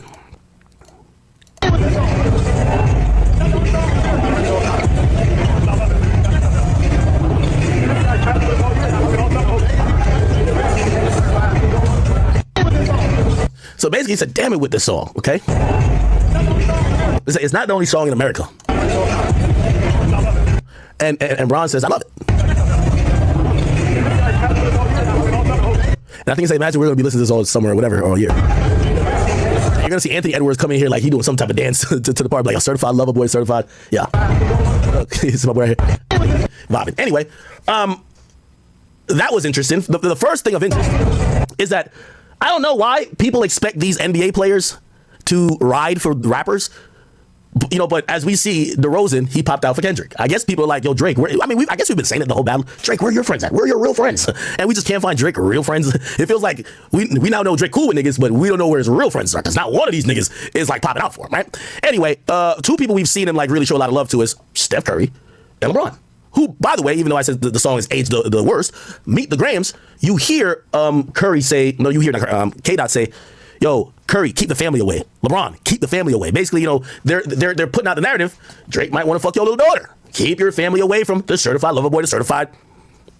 Now, this is kind of like, the indictment of just how the industry is. Number one, you shouldn't really expect basketball players to ride for people, but still, we used to see at a point Drake was like, niggas thought Drake was a basketball player. The way how he was chummy with these guys, he would be at these things win the finals or win the trophy. He with them in the club, hugged up, like, what I mean? I think he's actually in one of these joints. Like, yeah, man, bro. Drake was the biggest groupie, bro. Hey, y'all remember that picture? I think, I think he's gonna probably pull it up when I think LeBron won his championship in Miami, and y'all saw Drake like all hugged up on LeBron James. Like, that nigga's such a groupie, but that shit is crazy. Like LeBron, Drake, finals party, like they're like hugged up in the club or whatever the case is.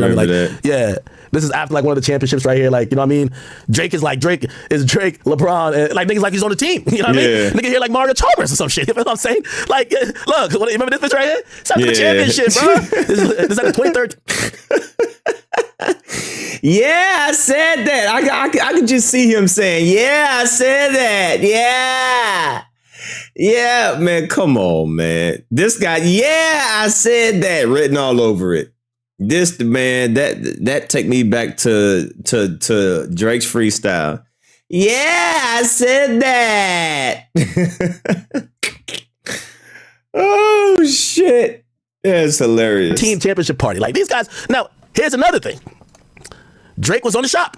Drake, the shop. We all remember this moment. You could tell Drake really fucked with LeBron. I was really hard on my parents for giving me sort of I was worried about telling my mom. Was that hard? And I do want. The whole time LeBron sits there with a face of a proven dad while he's sitting there watching his son finally take responsibility. And by the way, I think these guys are about the same in age, but it felt that way. Just look at his face expression. I want to be able to explain to my son, like, not love his mother, or I don't want, like, I don't ever want the world out. Like, I'm just, crazy. Crazy. He shows LeBron a picture of his newborn son. This is Adonis before we ever saw him. Baby blue eyes. You know, he's already in. He's so proud. See you later. love, unconditional love. No matter what happens, I have unconditional. So my dad would. Yeah. Have you guys spoken about this? He said his biggest challenge. Okay, there's a part where that nigga, where he's like, you know, this is dark. He's like, more concerned about get more appeal. I wanted to. By the way, I did. I tipped my hat to you. I didn't have nonstop. I didn't have him, but the other guy too. You know, and now I feel pure. I'm good. You feel good. You know, yeah. And you know what I did? I took that energy, just like you said. I took that energy and I put. What's one of our favorite songs, Mavi? Now. Sick of these niggas. Oh. Sick of these fucking niggas. I was really hard on. All right, where's the one? Where's the one? Is it this? You watch somebody coast at then you start. Y'all know the clip I'm talking about. It's like the ultimate like Drake. It felt like he probably wasn't, but I remember him saying to Drake, "What I tell you." This whole Wyoming on his music, like trying to lend a help. But anyway, we left with. Well, I got a picture of my son. Oh my gosh! I shared my son all around June 15th, and you got it. I can't find the clip. Where the fucking clip at? God damn it! Oh, right here. I wanted to do other things. I didn't want to further your reputation or your career by rapping back. Yeah, look at this nigga's face. He don't even look at Bronny like this. Yo, when Bronny's chucking up them air balls, I guarantee Bronny don't look at him like this. Having this exchange, and that was it for me. Drake texts you and like, am I letting you down? He said Drake. Well, why would they even say this? He said Drake texts him like, "Am I letting you down?" Which by the way, you know, I mean, Drake cares about people's opinions. Yeah, what I tell you? Yo, this right here is crazy. This look is crazy. This look is crazy. What did you say to him? You said Drake stuttering is crazier. That I can never let you down. Nah, this. Wait, what? Hold on. Drake texts LeBron James, "Am I letting you down?" And LeBron said, "You could never let me down. I could never let you down." Hold on, what? Wait, what the fuck?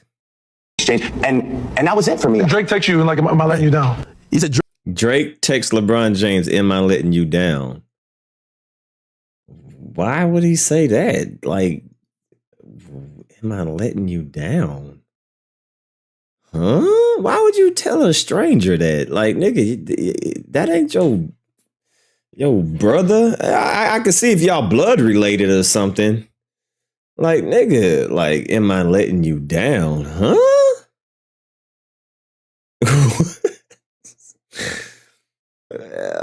Okay, I don't understand why you would text another man that not blood related, but okay, all right. Drake, well, why would they even say this? Drake texts him like, "Am I letting you down?" Which by the way, you know, I mean, Drake cares about people's opinions. Yeah, what I tell you? Yo, this right here is crazy. This look is crazy. This look is crazy. What did you say to him? You said Drake stuttering is crazier. That I can never let you down. Nah, this is a little bit crazy. Yo, Drizzy, yeah, that dude looked like a father-son moment right here. That's crazy. That dude looked like a father-son moment. Like, "Hey, Dad, are you proud of me?" And then LeBron said, "Yeah, son, I was always proud of you. You can never let me down." That's crazy. That's definitely like a father-son moment. Wow. What is funny? I wanted to do other things. I didn't want to further your reputation or your career by rapping back at you and having this exchange. And that was it for me. Drake texts you and like, am I letting you down? Yeah, what I tell you? What did you say to him? You said that. Drake should be like, "Fuck, nigga, you know what you said, nigga. You repeat it. Don't ask me." I can never let you down. All right. Anyway, now here's the thing too. That's crazy. Not only that, so it looks like they kind of locked in, bro. Drake been supporting this nigga for a long time. Drake, LeBron, yo, Drake has a tattoo of this nigga, bro. Hold on, right here. Drake has a tattoo of LeBron. Man, that is crazy, man. Hey, yo, what the fuck? Pause. What? Pause, bro. Nah, man, I'm not doing that. Now, in my opinion, the only time to get a male tattoo on your arm is if he's no longer here. But I'd be damned if I tattoo a nigga that's still living. Nah. The only pass that you can get is, you know, if you tattoo someone that passed away. I think that's the only time that is appropriate. But if someone is still living and y'all the same sex, something ain't right. Nah, this is crazy. This is weird. This is weird. LeBron is still living, bro. LeBron is still here on Earth. There's no reason for you to get another man tatted on you. That's sus. That's sus. Right here. Let me see. Let's see if we can find it. Look. Yeah. This is Drake's tattoo of LeBron when he was here. That's Drake's tattoo. Drake got a tattoo on a nigga. Bro, I'm sorry. You shouldn't. Nah, bro. Nigga, I got a man tatted on my arm and he's over here like certified lover boy, certified pedophile. Nah, hell no, nigga. Where is Drake friends? Bro, I tatted your face. Nigga, I tatted a portrait on me and you dancing that I'm a pedophile. Bro, yo, LeBron should be checking every, yo, when I'm. Nah, fuck that. LeBron did the right thing. Like I said, if I got somebody that's crazy enough to tap me on their body while I'm alive, I don't want to be your friend no more. Yeah, I will denounce you. We are no longer friends. Nah, nigga, you crazy.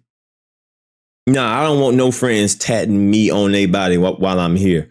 Tat me after I'm gone. Be like, man, I miss, you know what I'm saying? He my best friend. All right, cool. If something happened to me, yeah, tat me up. Cool. But not while I'm here, bro. No, not while I'm here. I don't want to see me on you. Do you know how weird and awkward that is to see me on you? Pause. No Diddy. That's weird. No, yeah, nah, we ain't friends no more. We ain't friends no more. I don't want to dap no nigga up and see me on their arm, see me on their chest, see me on their thighs, see me on their stomach. Nah, bro, nah, put your shirt back on. Nah, we can't hang out no more. So LeBron James, you did the right thing. I'm in the arena, that song don't play. Facts. That's my man's. He got me tatted on him. That's my man's. He been rocking with me since 2012. Nah. We partied in Miami when I won my first chip. Nah. LeBron, you a foul nigga, gang. You a foul nigga. Nah. That's not foul? No, that ain't foul, man. It's foul for Drake to do it. Now, what if Drake would have got a tramp stamp? I see somebody in the chat said a tramp stamp. What if Drake would have got a LeBron tatted on the back of his back? Man, come on, man. Nah, man. This is crazy.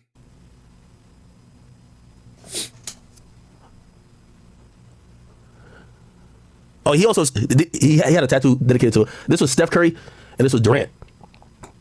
Bro, it's weird, bro. That's weird. Oh. Yeah, Steph Curry's still riding. Steph Curry didn't even get his face tatted. Steph Curry only got his number. That's weird, bro. This nigga LeBron has a whole goddamn tat on the GOAT's body, pause. And he over here dancing and talking about he loves the song, calling his mans a pedophile. He's saying he love this shit. That's weird. I'm sorry. When I seen that, I said, that told me everything I didn't know about LeBron character. I see why that nigga been on 4 teams or so. How many teams he been on? Wait, that says something about LeBron character? Nigga, what about the man that got it tatted on him? What does that say about Drake? This nigga just refuses to acknowledge that Drake is weird. No, this don't say nothing about LeBron. This says everything about Drake. Huh? You don't think that's weird, academics? You don't think that's sus? You don't think that a grown man should tat another grown man while that grown man is still living? Now, if he passed, all right, cool, I understand. It's a tribute. But not while he's still alive. Nah, bruh. That is not acceptable. What we really are you really trying to condemn LeBron James but say nothing about Drake? Really? Really? Come on, get the fuck out of here, bro. Get the fuck out of here. This nigga LeBron has a whole goddamn tat on the GOAT's body, pause. And he over here dancing and talking about he loves the song, calling his mans a pedophile. He's saying he love this shit. That's crazy. Hell no. When I seen that, I said, that told me everything I didn't know about LeBron character. I see why that nigga been on 4 teams or so. How many teams he been on? He went to, 3, right? Yeah, 3 teams. Yeah. Cavs, he was on it twice. Went to the Heat and then went to Lakers. Fucked up. That's my man, and I'ma stick beside him. Drake is that woman from Murray. That's my man, And yep, that's mine. That's mine, and I'm gonna stick beside him. Jesus. Snake-like behavior, man. Drake was right. Ain't no goddamn friends in the industry, man. That's Drake, if anything, just remember, Curry was riding. Pause. Like, Curry, he's like, get the song. Curry not even laughing to it, nigga. Nigga, LeBron just got to LA. This nigga at the pop-out show, like, he over here fake crip walking and doing all this bullshit. Nigga, Steph Curry made sure he sit his ass home and watch motherfucking Ayesha Curry fuck up all the recipes trying to do her cooking show. Wow. Curry knew the play. Stay the fuck out of this. Wow. LeBron, gyrating at the pop-out show. Him and Anthony Edwards doing the shit. Wah, wah, wah, wah, wah, wah, wah. Drake at the damn embassy looking like this. Y'all know that one meme of Drake looking? Drake looking at his phone. This is how Drake looking at his phone when he seen LeBron say that shit. What the fuck is this nigga doing? That's funny. I can see Drake. That's actually funny. That was definitely Drake face right there. Watching Bron sing the lyrics to Not Like Us. I can actually see that. That's actually funny. What the fuck is this nigga doing, gang? What the fuck is this nigga doing? That's actually funny. I can see that. Yo, if Drake ain't check LeBron about this, bro. Drake, hey, somebody gotta tell Drake this. You the greatest rapper of all time. That nigga not the greatest NBA player of all time. You better check that nigga. Fuck all that father-son shit that was going on. Check that nigga. Nigga, why you keep Drake is the greatest rapper of all time?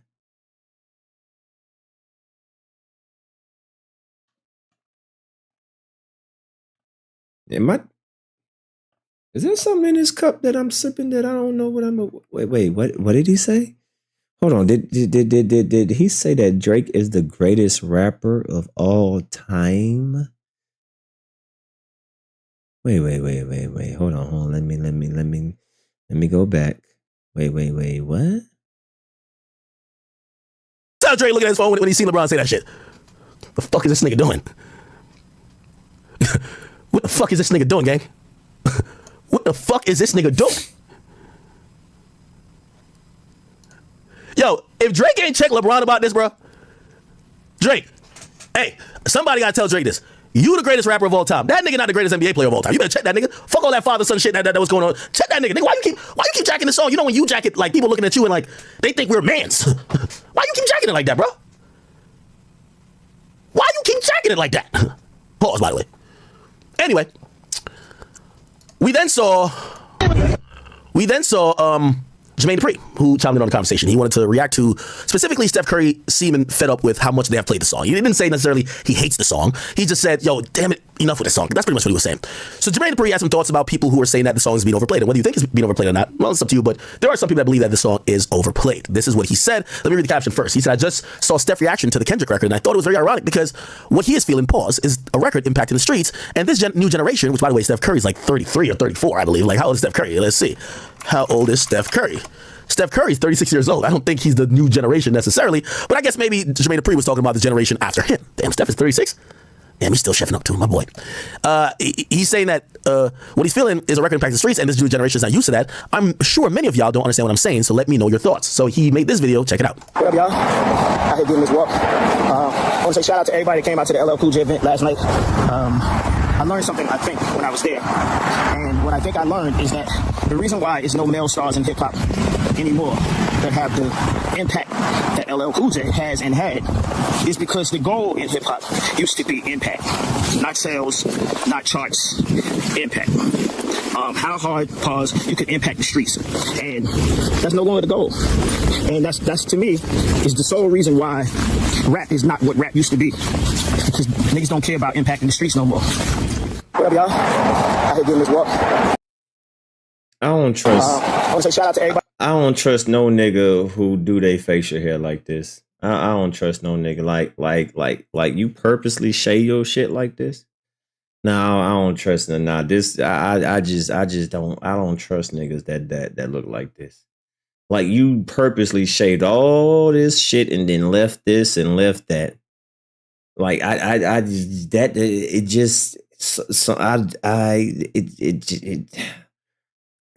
it just screams something ain't right. I don't know what ain't right, but you're guilty. This is the guilty stash. Guilty. If you see any nigga that rock like this, that shave they shit, purposely shape it up, like you gotta purposely shave this and then you leave that like this takes like you purposely did that? Guilty. I don't know what you guilty of, but you guilty. No, I don't know. He guilty. I don't know what he guilty of, but he did it. Well, whatever y'all accuse him of, he did it. This got the guilty look. I don't understand why niggas do this to themselves. Like, nigga, either get a full goatee, line it up, trim it up, something, but nigga, you purposely look like this? You purposely said, man, fuck me up. Yeah, just leave this halfway cut. Yeah, give me a triangle at the bottom of my lip. Yeah, just make me look stupid. Yeah, just fuck it all up. You purposely went to the barbershop and said, fuck me up. Everybody came out to the LL Cool J event last night. I learned something, I think, when I was there. And what I think I learned is that the reason why is no male stars in hip-hop anymore that have the impact that LL Cool J has and had is because the goal in hip-hop used to be impact. Man, I don't even want to listen to you. I can't take you seriously, you looking like that. I'm skipping you. I can't take you seriously looking like this, bro. I just can't take you serious. I don't even want to listen to you. I'm just gonna skip you. I don't like, bro, I can't take you serious. You purposely looking stupid. Like, nigga, you got a fresh shave. Nigga, you went to the barber shop, you called somebody up, say, nigga, fuck me up, nigga, pause. I don't know, he probably did fuck you, but you made a call and say, yeah, nigga, I want to look stupid as fuck. Yeah. Come over and make me look like a dumbass. Yeah, I'm about to pay you $500 to make me look like a dumbass. Nah, I can't take you serious. I don't want to listen to nothing that you got to say. I can't take you serious, nigga. Anyway, I'm going to take a break. All right, I'm going to take a break. We'll be back tomorrow. We'll be back tomorrow. I thought I was going to get to the part where he has a conversation with AD and the people, but I still haven't got to that yet. But we're going to get to that tomorrow, all right? We're going to get to the part where Akademiks talks to AD and Kendrick's team. So yeah, we're gonna get to that part, but I gotta get up out of here, y'all. All right. So salute. Appreciate y'all coming through. Thank y'all for stopping through. Thank y'all for the cash app. Thank y'all for the donations. Hit the like button on your way out. And how the fuck you gonna say that Meet the Grams aged the worst? No, it didn't. I just heard Meet the Grams. I just heard Family Matters. That shit was ass. So on our way out, let's listen to the song that Akademi said that aged the worst. Salute to y'all. Appreciate y'all. Make sure y'all follow me on my Instagram. Make sure y'all follow me on my other backup channel. Thank y'all for the love. Thank y'all for the support. Hit that like button on your way out. And I will see y'all tomorrow. I'm up out of here, y'all. Peace. Condom. I'm sorry that you